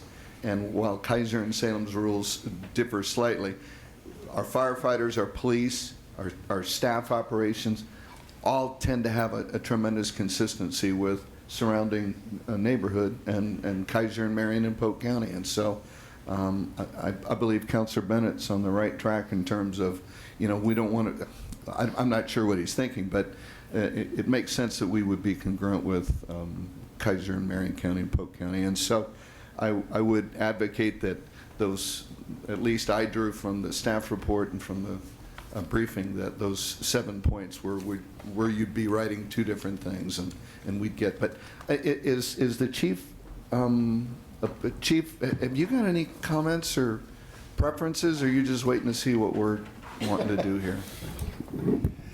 Jerry Moore, Chief of Police. I'm actually just waiting for, I'm waiting for guidance. I think the way we're headed may be a very good way to go.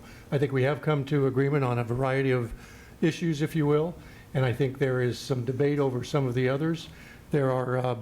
There's certainly different views, and I think we just need to bring those views back to City Council so that Council can make a decision on which way they want to go. Chief, are there any specific ones that are real, you know, kind of a deal breaker for the police department that are outstanding? I mean, are there any real, truly difficult, where you can't enforce the law, or where you can't, you feel uncomfortable that we're down the... Well, I think the most important ones for us would certainly be our ability to inspect the dispensaries. We don't necessarily believe that the state has the resources to do it properly. And I think that it behoove the city to allow us to inspect those. And I think we've come to a little bit of agreement on that. Is it solid agreement? I mean, is there any question that we want our police department able to enter, view surveillance, look at records, our auditors to look at records? Is there any question on anyone's mind on that one? Well, there may be. I don't want to speak for the dispensary owners. I don't think that's fair. I think we did come to some agreement on those, but I think, as the city attorney indicated, where there may be disagreement, we bring that back and allow City Council to make the ultimate decision. We can certainly let you know where we believe we have agreement, but we should also certainly let you know where we did not come to an agreement. And I think that would be the best way to handle that. Yeah, I know from my perspective, just as one counselor, I think that's a non-negotiable in terms of our ability to have our police department as well as our auditors have access to appropriate information. I don't think that's a negotiable item, so hopefully, at least from my perspective, that would be communicated. So hopefully we can get that one resolved appropriately. That just doesn't seem, that's kind of a no-brainer to me. And Councilor, if I could, you'd ask a question about the ones that were important to us. I think the other one would be the background checks on all employees and anyone working inside the facility. As it currently stands, the only person that OHA requires a background check on is the person responsible for the facility. And quite frankly, if you wanted to have an unlawful operation that wasn't following the rules, you put a face out there and that you know has no convictions or anything, and then everybody else working in the facility could be a drug cartel for that matter. So I think restrictions or background checks on everyone working in the facility is a big one for the police. Yeah, that's another one that to me we do that to taxi drivers. The subcommittee members, who include dispensary operators as well as patients, have not been opposed to that, nor have they been opposed to the audit requirement or the. So those are resolved? Yeah, we're good on those. Yeah. Oh, okay. And those, it sounds like two of your big ones are resolved. I think they're close to being resolved. I think there still may be questions where we've indicated we believe it should be all felonies and all drug misdemeanors. I don't believe we've hammered that one out completely yet, but I think we may be close. But again, I don't want to speak for the dispensary owners. I think they may or may not totally agree with that concept. Well, hopefully they'll agree. Make it easier on us. Okay. Councilor Bernards. Oh, sorry. Real quick question. I think one of the other items that we did not come to a consensus, we kind of tiptoed around it. We approached it at several of the meetings and then decided we'll move on to other things, was setback distances, which is I've already kind of addressed in my first comment. Just to keep that in mind, how far do we set it back, or do we do the setbacks? Do we have that circle 250, 500, or 1,000-foot radius around? That's one that we could not come to a conclusion on. So it's something that I think it's going to have to be resolved at the council level in a robust conversation. Councilor Rogers. I just, I'm kind of new to this program on the subject. So when we're looking at the dispensaries for the medical marijuana, in looking past that, if we have recreational supply or use, are we looking at the same dispensaries doing the same thing, or are we looking at a total different dispensary or outlet? Probably not. I am far from an expert on the marijuana industry, but my understanding is that the retail model is a different environment and a different clientele. So you're going to be seeing a different rollout of retail medical providers. So while we're talking on this policy is only for medical marijuana? That's correct. Okay. Thanks. Councilor Dickey. Thank you. Yeah, I just have a couple questions, and I'm on the task force as well, so I've been involved in a lot of these discussions. A couple things just to speak to trying to kind of mirror what Marion County and Polk County and Kaiser are doing. I think that's a really good idea. I think we can be a leader. I mean, if we're first, no reason why we have to pick from their list. They can take a look at ours. They have the Kaiser list look pretty reasonable. I do have some concern about banning edibles for, but the health authority I think addresses those okay. But the question I have, because we still have not been able to land on what a reasonable fee would be, as you spoke to tonight, and you talked about we don't have any idea. I mean, I'm wondering if we can even come up with a ballpark. I mean, you said a deposit. Are you talking $300, $3,000? I don't know. It feels still a little bit ambiguous, and would really love to have at least a ballpark number on that. And then my other question, and it kind of goes to what you said, the dispensaries have been operating now for 5 months or so, I think since maybe March sometime. Some of them are newer to come online. I'm curious, and you might not have the answer tonight, but this would be helpful for when we are looking at our rules, either at the subcommittee or here, is, have we had police calls to the dispensaries? So what kind of costs, what are we seeing today? Does that give us some idea of how to gauge what that deposit would be? I mean, obviously the police aren't going in and doing inspections like we're possibly proposing, but I'd like to know what costs we might be incurring today from the dispensaries that are existing, and that might give us a clue into what it would cost, once we put these regulations in place. Councilor Clem. Thank you very much. My comment, I'm in complete agreement with Councilor Dickey. we sort of have some experiential data in terms of interfacing with the facilities, but with information that comes back to council, can we get an estimation of the amount of FTE time that may be required to enforce whatever regulation the city comes up with, and then divide that out by average hourly cost for a city employee for that approximate expertise, and that becomes the annual fee or the deposit? If I can just comment on the fee question, I think that's great, and we'll be more than happy to do that, and we can provide you fairly accurate data on what we think it's going to cost.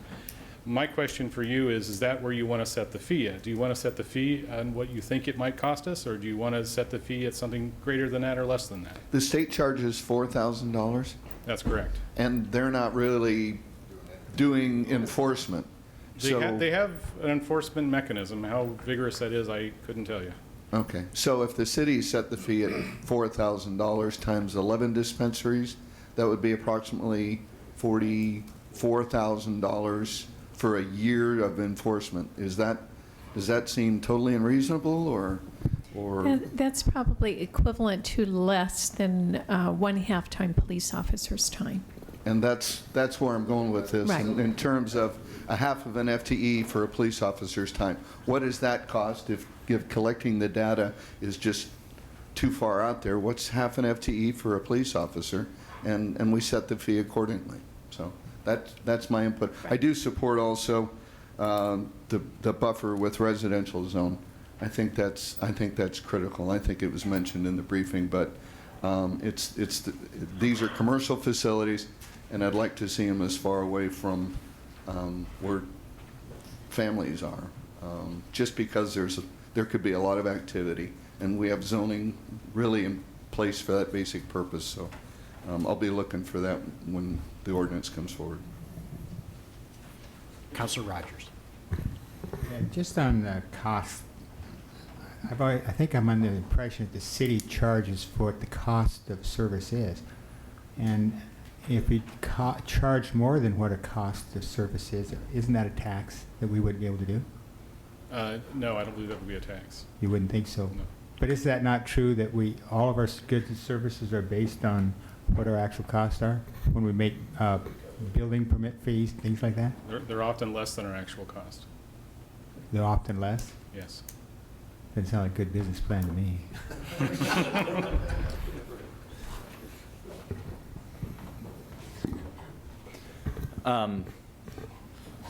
Sorry, I got to gather my thoughts back up again. So I would agree with the chair's comments about kind of bringing back some of the discussion points from the committee about what was agreed on and what kind of the opposing sides are on things where the consensus can't be reached.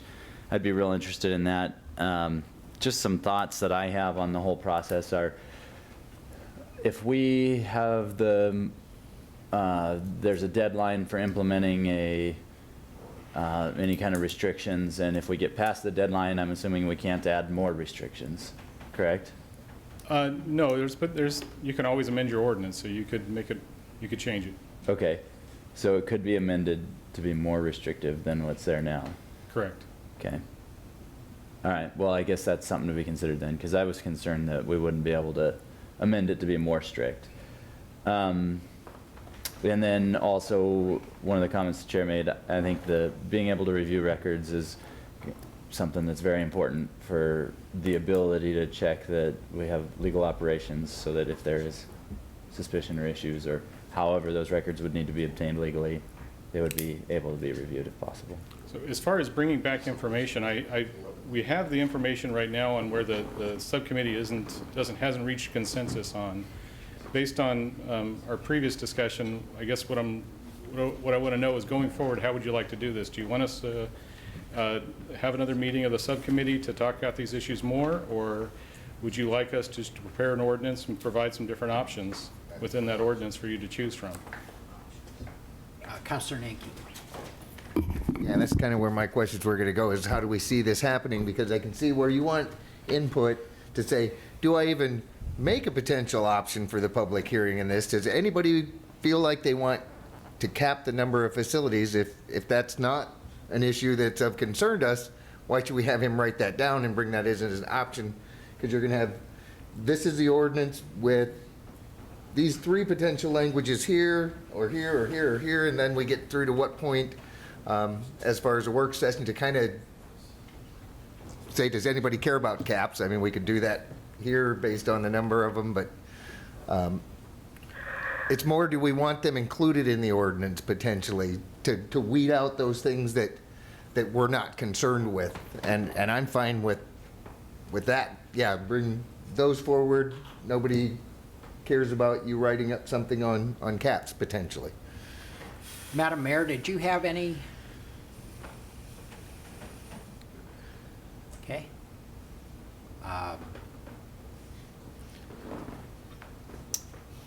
Councilor Clausen.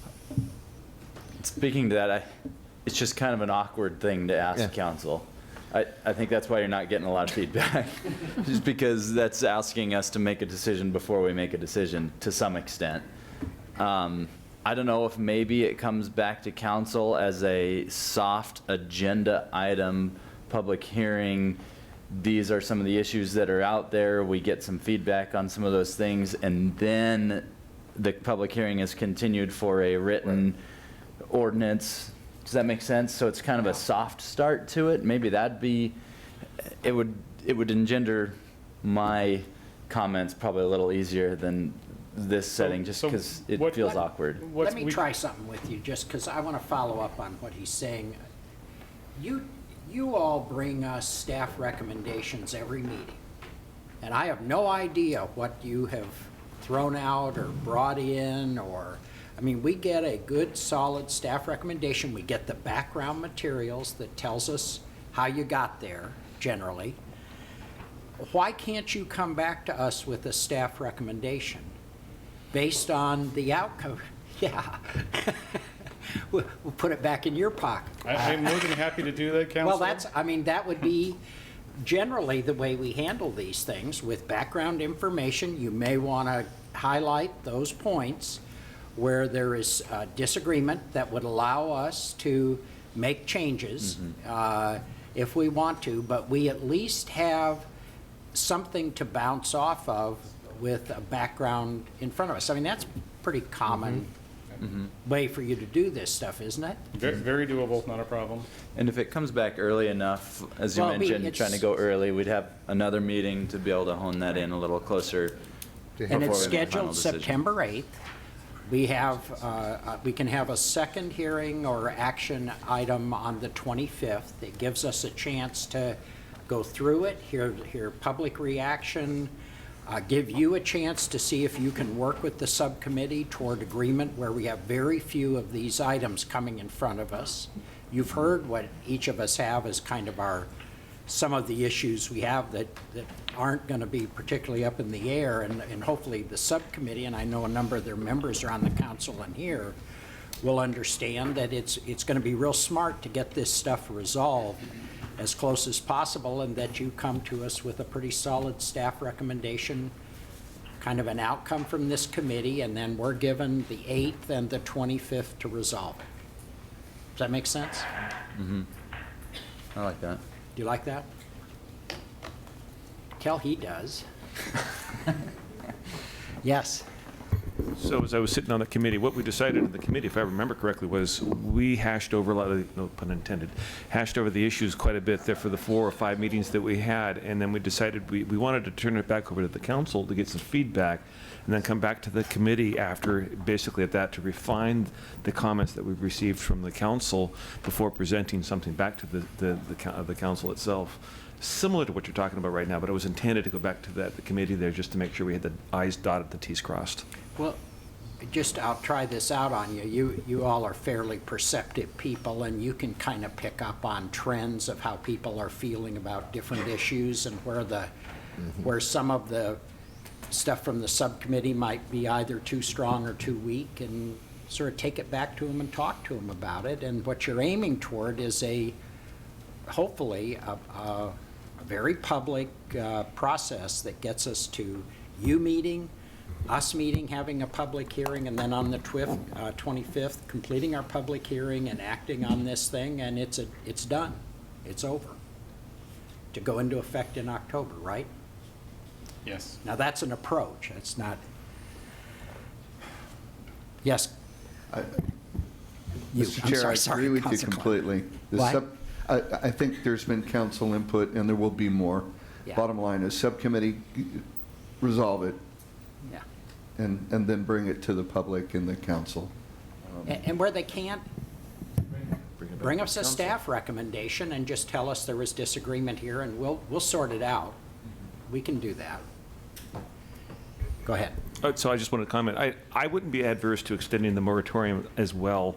The goal of the moratorium was to come up with a set of rules so things would not be grandfathered in. They are, businesses that are there would have to fall underneath the guidelines. We did not want to have more businesses coming out. So I would not have an opposition to extend the moratorium another month, 2 months, 3 months, if it took that time, and I'm gathering it probably won't have to.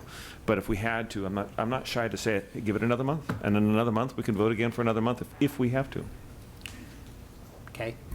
Well, we'll know that on the 25th of September. If we can't get ourselves to agreement on the city council, a majority on the council based on a staff recommendation and background information, we can vote to extend the moratorium. Yeah, we just wanted to make it happen quickly. Yeah, the idea is to get this done behind us and move on so people have some certainty in this activity. I mean, I think that's probably the most frustrating thing is you're looking at all these setbacks and rules and all that, and then for the police department to understand what we expect of them relative to this. We need to get this resolved, I think. There is a point, though, when we have an election coming up in, mid-November, that's going to change the scope. If the recreational ballot passes, it's going to change the scope of everything that we're working on right now. So extending the moratorium just past that point might answer a lot of questions as well. Well, okay. They're separate. I view this as a separate deal. This is, and I think Councilor Rogers sort of took us down. It kind of had it explained it to us. I mean, this is medical marijuana. This is not recreational marijuana. Different deal. Councilor Dickey. Yeah, thank you. Yeah, and to that end, it sounds like there might be some deadlines for us for certain fees and that kind of thing, to have that in place before a recreational law would be in place. I just wanted to mention, I completely forgot to mention this, but as I've been out talking to my neighborhoods and asking them for feedback about this, just for your information, the biggest thing I hear about is the signage, and I know that there are some issues about that, but I just wanted to relay that information to you for whatever it's worth, and if there's any options regarding signage to know what they are, that would be great. But that's probably the biggest concern I've heard from my neighborhoods. It's the only one I've heard.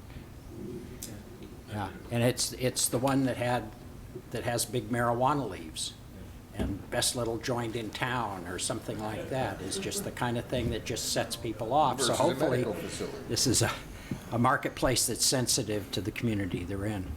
I would like, from myself, if any of you disagree, please speak up, but I'll just put it on the table. We don't have to vote on it, but I'd like to see what a tax looks like. I want to see that as sitting there.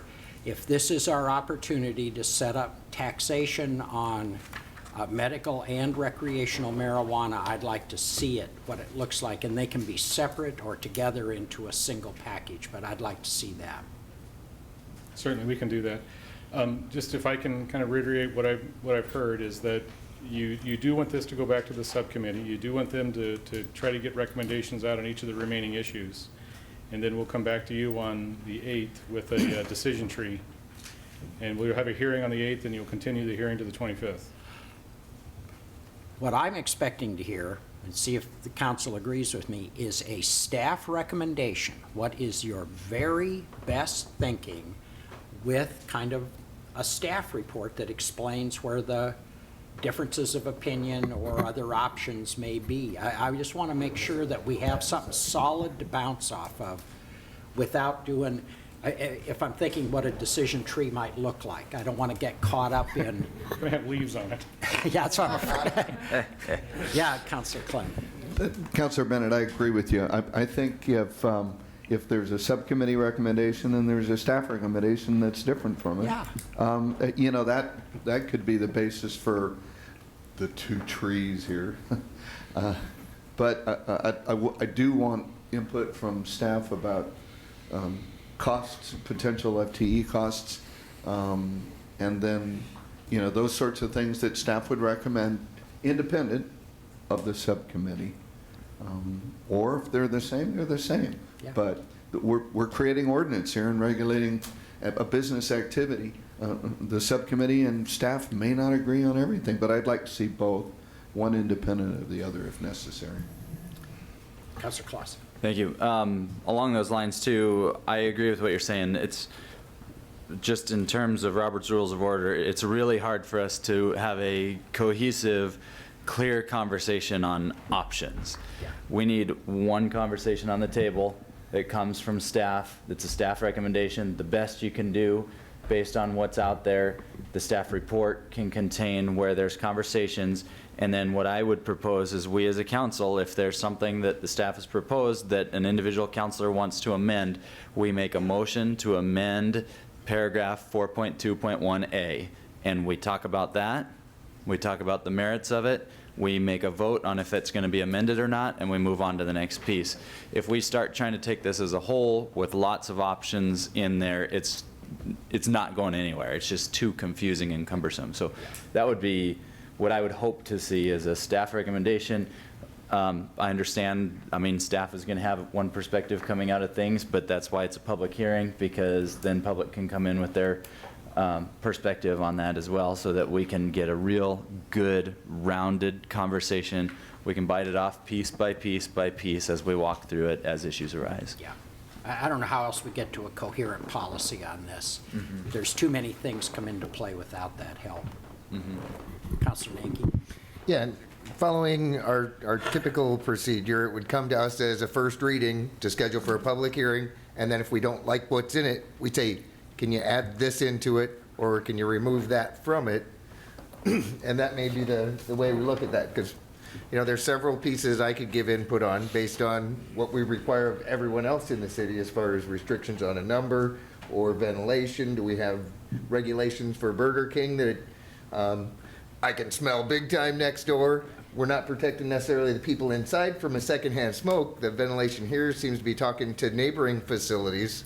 So how are other things in the city regulated and try to follow rational and reasonable equity amongst businesses as well?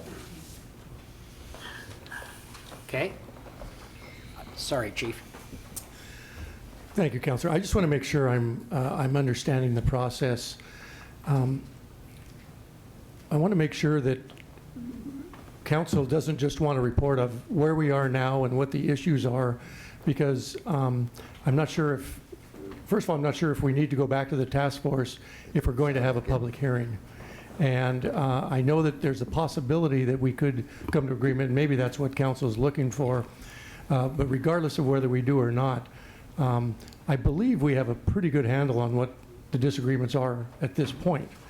And as you indicated, a staff recommendation could come forward, which would clearly delineate what those differences are, and it may speed up the process, is one of my thoughts. So I'm asking the question if you want us to go back to the task force or if you want us to come forward with a report.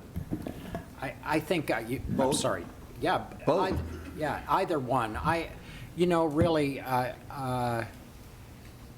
it's a process question for you. If you think it's worth, that you can sit down with the task force because of the interests present and find common ground and work, it can be worked through.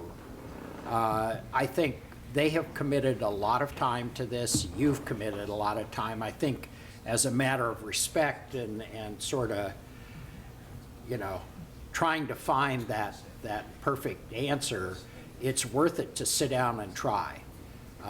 But ultimately, on the 8th, we need to have a staff report that includes the best recommendation, you're giving us a policy framework, with an understanding of where the differences are so we can hold a public hearing and be prepared to make amendments and have votes on the items that you all couldn't resolve.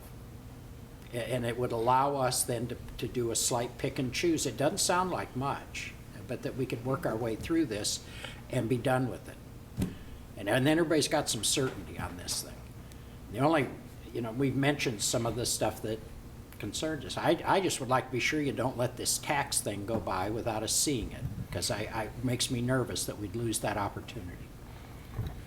If I may, to the chief's question, I might defer to our council members who are on the committee, but not being there, I don't know if the committee ended up we're at an agree to disagree point, or if it was intended, hopefully we can get a little more clarification from council and then come back and sit down and work it out more.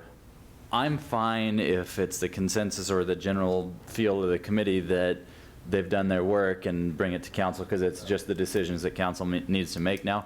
I'm totally fine taking it at this point. It sounds like there's been a lot of legwork done, a lot of good thought and effort put into it. And if we want to just bring it forward with the definitive proposal from staff or recommendation from staff, and then we can take it piece by piece as issues arise. To be honest, either way, I'm fine with that. I guess your call. I don't know, Warren? Councilor Bednarz? I don't know. It's amazing when I was looking through the PowerPoint presentation, many of the or possible things that the council could do, a lot of those we agreed on. There were a few here and there, setback being one of them that we didn't resolve. We didn't talk too much about taxes at all, so that wasn't a subject matter that I remember coming up. But for the most part, it was a good working group that was represented by the industry and by users, but wasn't dominated by those people. It had the police chief, it had the counselors, it had other staff members that were involved. So we had a robust discussion about the issues. I would say, go with what you have. Go with what some of the recommendations that were in the PowerPoint. I think they're very good, and then come back from there and say what you want to add. If you want to add the tax and figure out what the tax is, if there's a tax, then do it. I'm good with that. Okay, Councilor Clem. I advocated for both, but I'm happy to just have staff recommendation, and then we'll be prepared to let the public and council deal with starting at least from staff recommendation. I think that's about as much instruction as you're going to get. Do you want more? We'll tell you more. No, thank you, Councilor. We can equivocate all evening for you if you'd like. It's kind of hazy. Okay, thank you very much. That was real interesting. We have no unfinished business. We have information reports. Does anyone want to?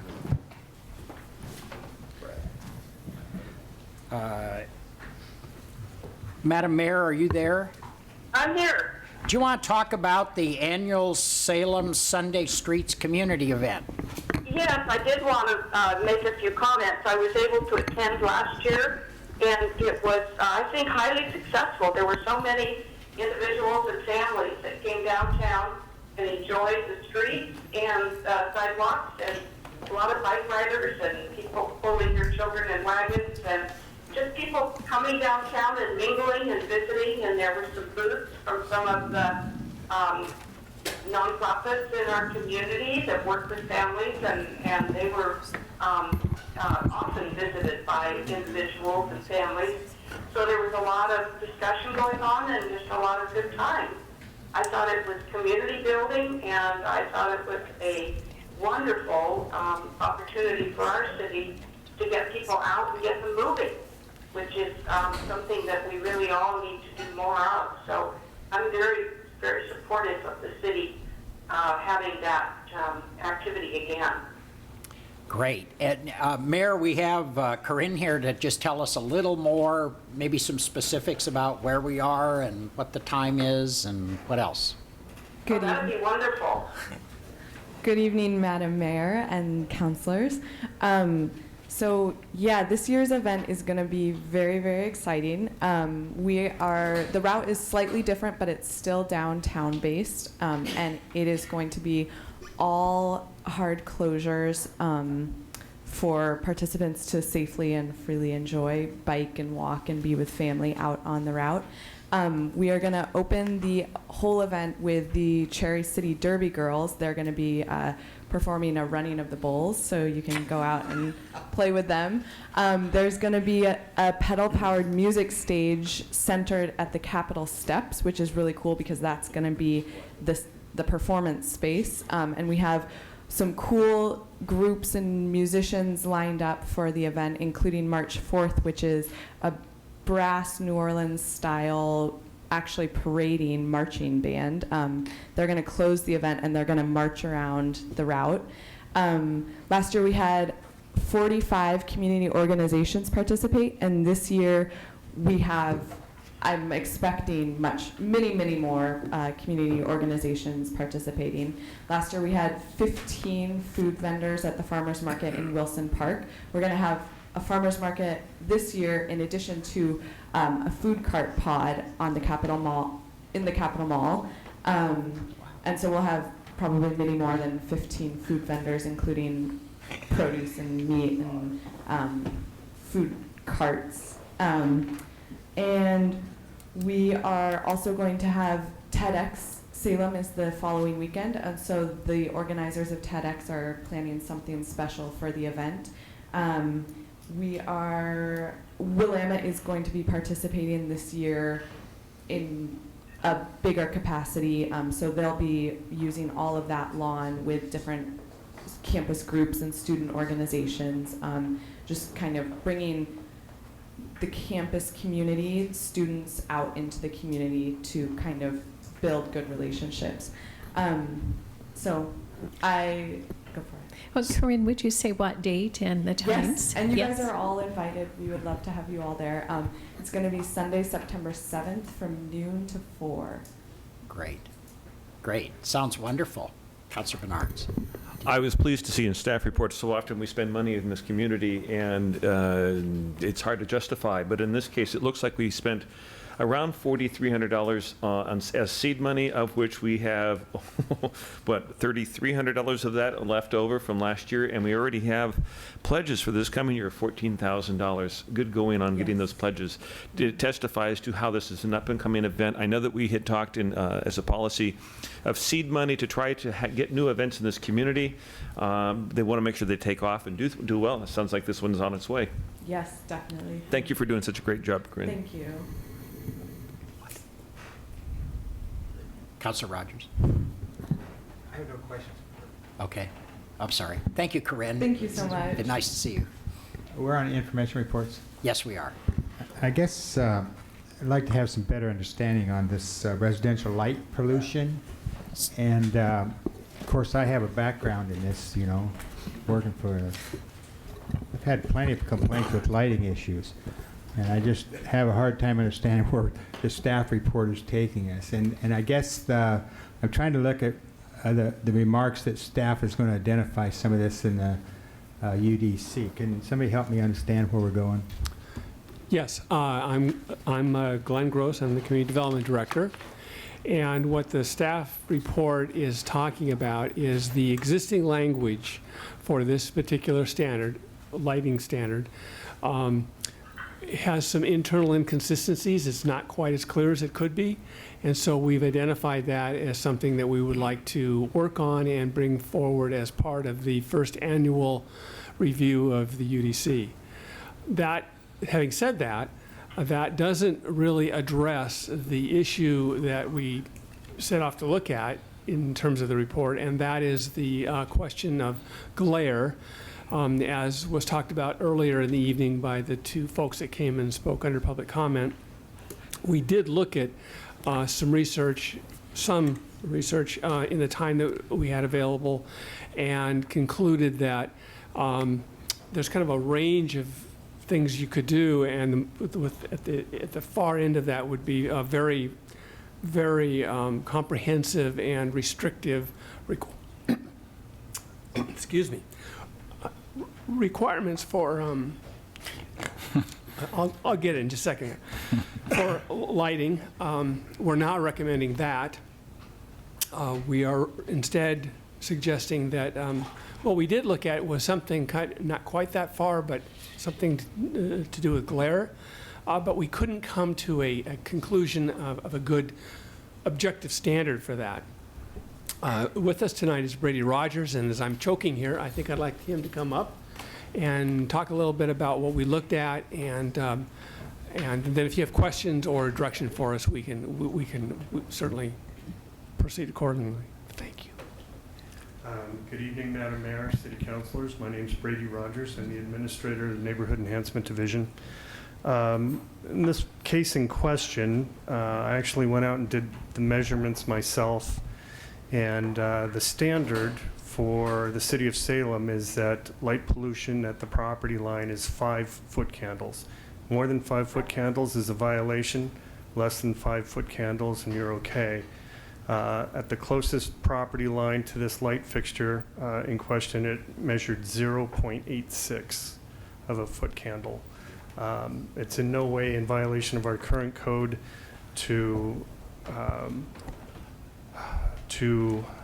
craft something that would make this a violation. You would have to either use a subjective standard that it's an annoying sort of a light because of the bulb glare, the direct glare, or you would have to take components of the dark sky standards and incorporate them into your new ordinance. If I may, Brady, just a real, when you say 5 candle power, what would that look like? Would that be like I see a football stadium light, or what's 5 candle power look like? Because that's also an industrial standard too, isn't it? I mean, isn't that the standard? It's an standard for every portion of the city, commercial, industrial, and residential. Every single light in the city is limited by 5 candle power. So I could be standing in a football field lit by 100 candle power, as long as they're all 5s. Do you see what I'm saying? It's like you have no residential standard, it sounds like. Yeah, it's 5-foot candles leaving your property, so at the property line. So you could have it very bright on your property. It's the light that's going off your property that we measure at the property line at 5 foot. How bright a light is that? What would I compare that to? It's not terribly bright. What is a street light if you're standing under it at night? Oh, it depends on the light. I can tell you this: if you're in a movie theater and now in that illumination that goes down the aisle during the motion picture, that's between 1/2 and 1 foot candle. Okay, thanks. So, go ahead. Along those lines, some of this is an annoyance factor, I think, because of the fact that you might have a light 200 yards away, and sure, I can't hold up a book and read by it, but if I'm sitting in my yard and I want it to be dark, or if I'm in my bedroom and I want it to be dark, you still have a light that your eyes are picking up when it's dark, and your eyes are dilated for darkness, and you get used to it. Is it too hard to put in something that just says that at 6 feet off the ground you can't see the source of light on a neighboring property line? I mean, is that a killer thing? Because that seems like is the big issue. So it would be shielding, basically. Shielding, to shield light fixtures, exterior light fixtures in residential areas in Salem. You could do that. It's a monumental undertaking. Once they become in violation. And I think the other part that I failed to mention, and I thought it in my head and didn't say it out loud, is light fixtures above a certain wattage or above a certain disbursement. Does that make sense? So a 60-watt bulb on my neighbor's garage side is a far cry different than the 250-watt industrial bulb they hang on the side of their house to light up their entire backyard. Source lumens rather than wattage. Yeah, so it's source of lumens or whatever. Basically an industrial bulb versus a 60-watt bulb on a garage. Do you understand that distinction? Or yes, I do. And there's equivalencies between CFCs and incandescent bulbs and mercury vapor. The one we're talking about is probably 100, 120 watts. The example we've used tonight.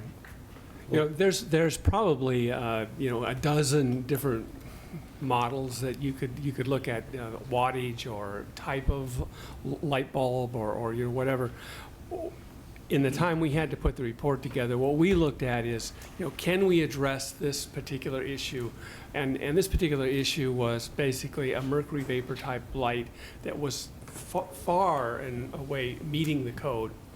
But because of its context and its particular location and the location of the neighbors that came tonight, it is an annoyance to them. Yeah. And so what we looked at is there some way to get at that kind of an issue? And granted, it doesn't come up a lot. I mean, I think we said in the staff report it's 2 or 3 times a year. But when it does come up, it's an annoyance to these people. Mm-hmm. So we looked at whether we could come up with something that would be kind of a, if it's an annoyance and a code officer goes out and looks at it and concludes, yeah, I can see where that would be a nuisance, can we come up with a provision that would allow us to take action on that particular light at that time? And that's where we started down that path, but we stopped because we were a little uncomfortable with the subjective nature of that. Sure. We're really hesitant to recommend to council that we adopt some overarching standard that will affect the entire residential population of the city of Salem. The other side of this coin to keep in mind is people have lighting, exterior lighting, for security reasons. They're concerned about their personal security, their property security. They're encouraged to do so by our police department. So it's a little bit of a slippery slope here, and so that's why the report came out the way it did. But again, whatever council wants us to do, we're happy to follow up on. Well, I know this resulted from a motion of mine. I know I want to spend some more time with you.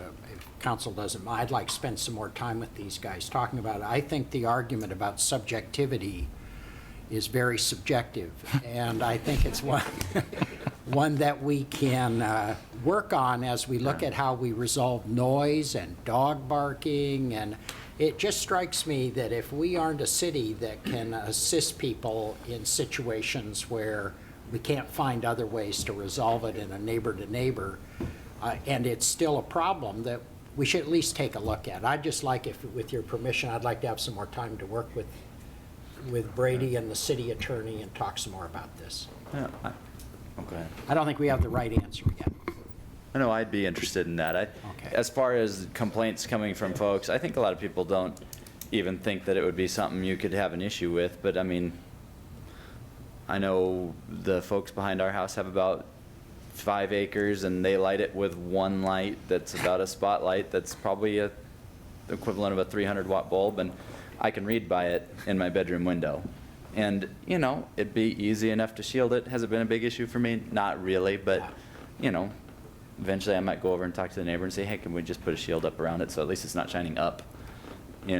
But so I'm thinking we could come up with something that would be relatively easy to say you can't see the source of light from 6 feet off the neighbor's property, or 6 feet up on the neighbor's property line. You're still lighting your property. You're still protecting it and keeping it safe. I think we can find it. Yeah. Okay. Just to follow up on that's tough, because there is the security issue. I know that we had a PGE light sitting right on the neighbor's property line that was directly out the bedroom window. So you could never have, at night, an open window without a curtain sitting over it, because it was like a spotlight shining in your window. That being said, that was fine, because it was a really nice security light.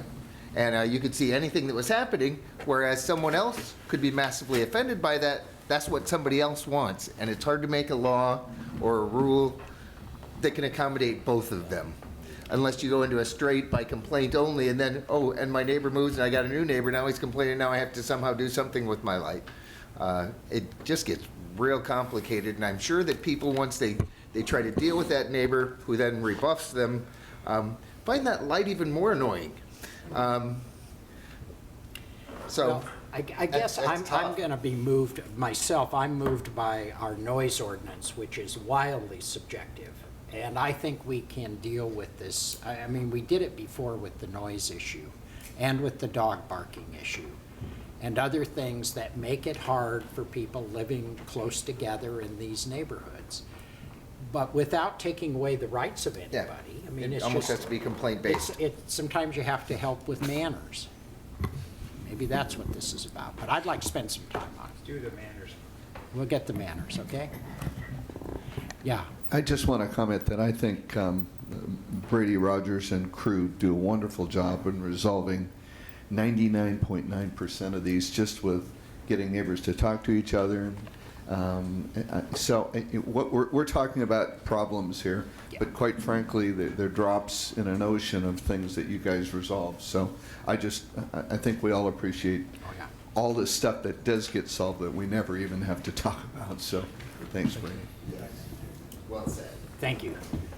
Thanks, Brady. We'll meet again.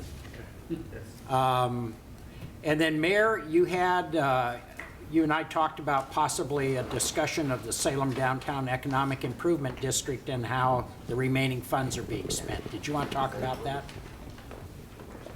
We actually, this is Linda Norris, we actually have John Wells, who's prepared to speak to that issue. Sure. Good evening. What this staff report, information report, is really a summary of the work that the Downtown Steering Committee, EID Steering Committee, that advises the city and city manager on the EID funds has come up with. I think everybody is well aware that the EID was not renewed for another 3 years. There will not be new levies assessed, but there is about $172,000 of money that has not yet been spent, that was unspent. And our code requires that that money be spent on EID activities and not be returned to property owners. And so the steering committee has met several times to look at priorities, what would be the best use of this money going forward. And they really focused on two areas. One, they wanted to see the clean team. They wanted to see cleanliness continue downtown. And the reason is that covered all 28 blocks. It was consistent. It was something the whole downtown would benefit from. The second focus was to keep it vibrant, keep the banners, keep the flower baskets, keep the watering going for as long as we can. And so they have prepared a budget that takes it out about a year and a half, goes through December of 2015. To provide those basic services. They also wanted to continue some support to the Block Captain program, which was a new program that started back in January to try to get the voice of the downtown businesses more cohesive in communicating, and to provide some funding for that. So there was a letter that they wrote to the property owners and businesses downtown, and this staff report includes that and their proposed budget and what their hope is for the next 17 months. Great. Good job. Questions? Okay. Ordinances, first reading.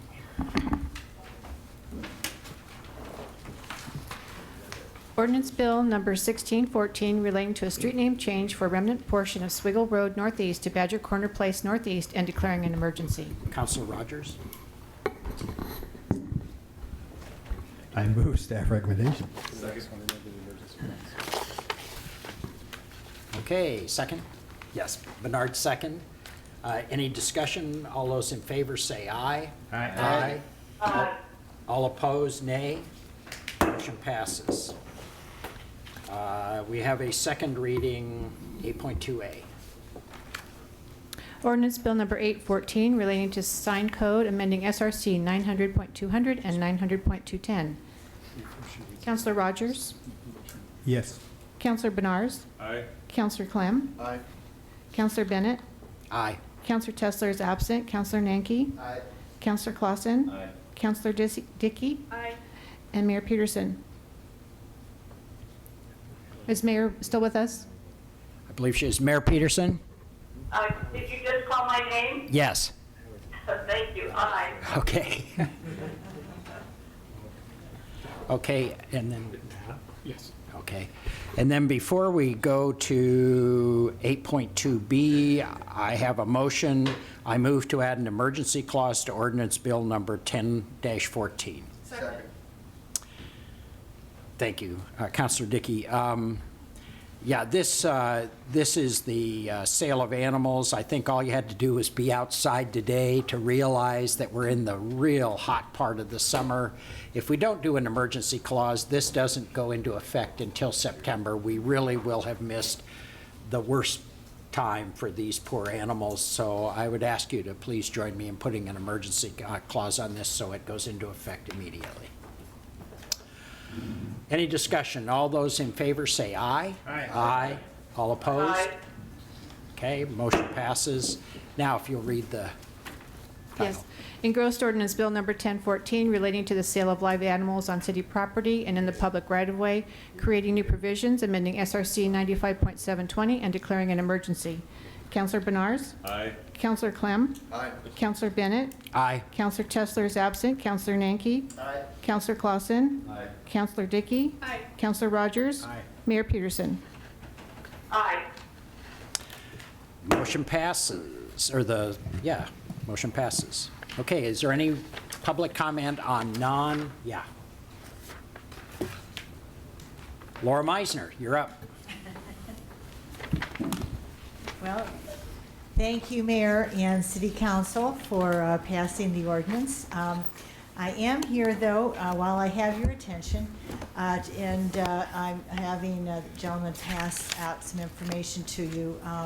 Since I do have your attention regarding some animal issues, there's a wonderful program that is starting with a group of rescues and shelters here in the Salem area called the Marion Polk Community Cat Program.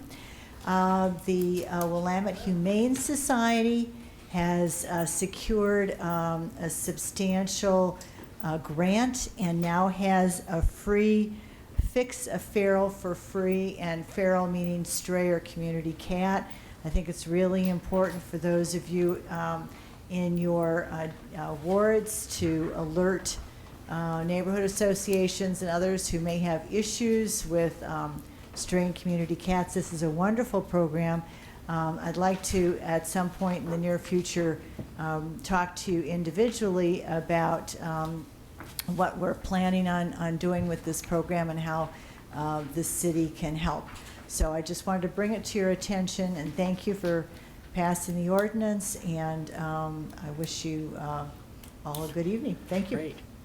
Thanks. Sorry, any questions? Yes, Warren.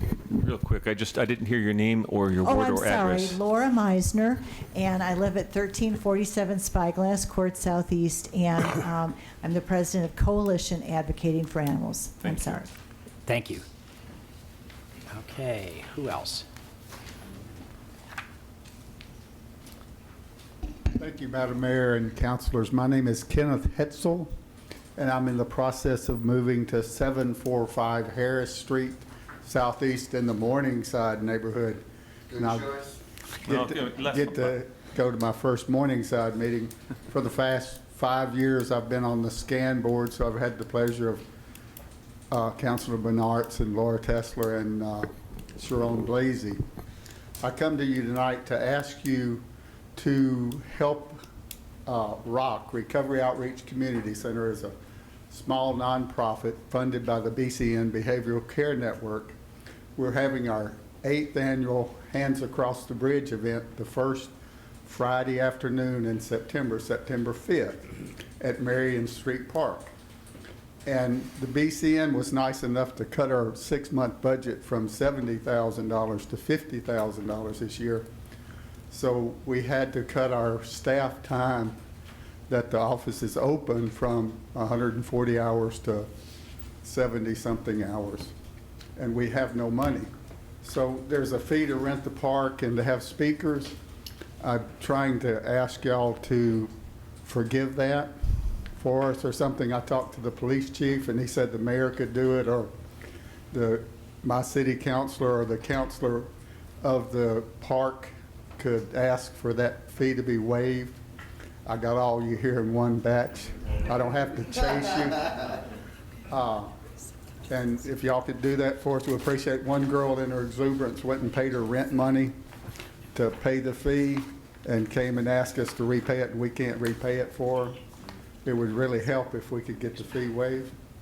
And I heard seed money mentioned. if y'all could help in any way, I've got some flyers here on it. If you give that to them, I'd appreciate it. Great. Thank you very much. Madam Manager, could this come to us somehow? Can this get to us next meeting? Yes, it can. We don't ever waive fees because we have to pay to recover the city costs, but council does sometimes allocate funds from general fund contingency or another source. So we could bring those options to Could you? council. Great. All right. Thank you. Great. Okay. Anyone else? Okay, Councilor Clem, you have a item. Yes, thank you, Councilor Bennett. I move that city staff provide a report on parking in the downtown core to City Council for the August 25th, 2014 council meeting, which includes but is not limited to trends in downtown on-street parking space utilization, turnover, trends in city-owned off-street parking structures and surface lots since October 2013, fiscal analysis of parking revenues and expenses for the same period for both the general and the parking funds, and the number of tickets issued to downtown employees which are currently prohibited by city ordinance. This report should include the procedure followed by city staff to issue employee parking warnings and citations, including outreach with downtown businesses and employers, and the difficulties in obtaining license plate information from downtown employers. A definite second here. A definite second. And you're forward to. Okay, second by Menards. Third by Nanki. Go ahead and discuss it, please. Thank you. Councilors have the ability to read my 8 discussion points, but briefly, we've been on this free parking experiment for about the last now 10 months, and how's it working? From the what people say, and anecdotally it isn't. Some people say, well, you got to give it a chance. Data should help us understand whether or not it's working or not. I contend that it's not, but I'm really wanting staff independently to tell us what they think, and I've already sort of asked staff if this can be done in the time frame, and so let's see how it's working. And really, my last point is customers, citizens, but customers and downtown businesses get involved in commenting on this. August 25th council meeting, staff will be reporting back to us. Downtown business owners or people who want to advocate for free parking or the new pay and display that we're trying at the Capitol Mall, come down and comment about how parking is affecting your ability to shop, do business, play downtown, and employers as well. How's it affecting your ability to provide services and goods to people in the downtown core area? It's a fragile area, and parking is one of the 3 main issues that affect the quality of life and people's ability to shop. So please join me in asking staff for this information, and let's see what comes from it. Any further discussion? Great idea. And in fact, I think it was something when we initially passed it, we asked staff to kind of keep us informed. I think you're really, for myself, I think you've really caught all of the issues that we really need to take a look at. So, and if there's something missing, I hope the staff will throw that in too. If you've made other discoveries than Councilor Clem asked for. So, all those in favor of the motion say aye. Aye. All opposed? Aye. All opposed, nay. Motion passes. And I don't believe is yes. Just one quick one. Our final speaker hit on neighborhood association meetings. I just wanted to remind people that the SEMCA neighborhood group meets tomorrow morning at 10 at the Paradise Island Community Center, and then Morningside neighborhood meets Wednesday evening at 6:30 at the Painters Hall in the Pringle Creek community. And I think SCAN meets the same night still, but I'm not positive. Okay. Any other announcements? Okay. We are adjourned.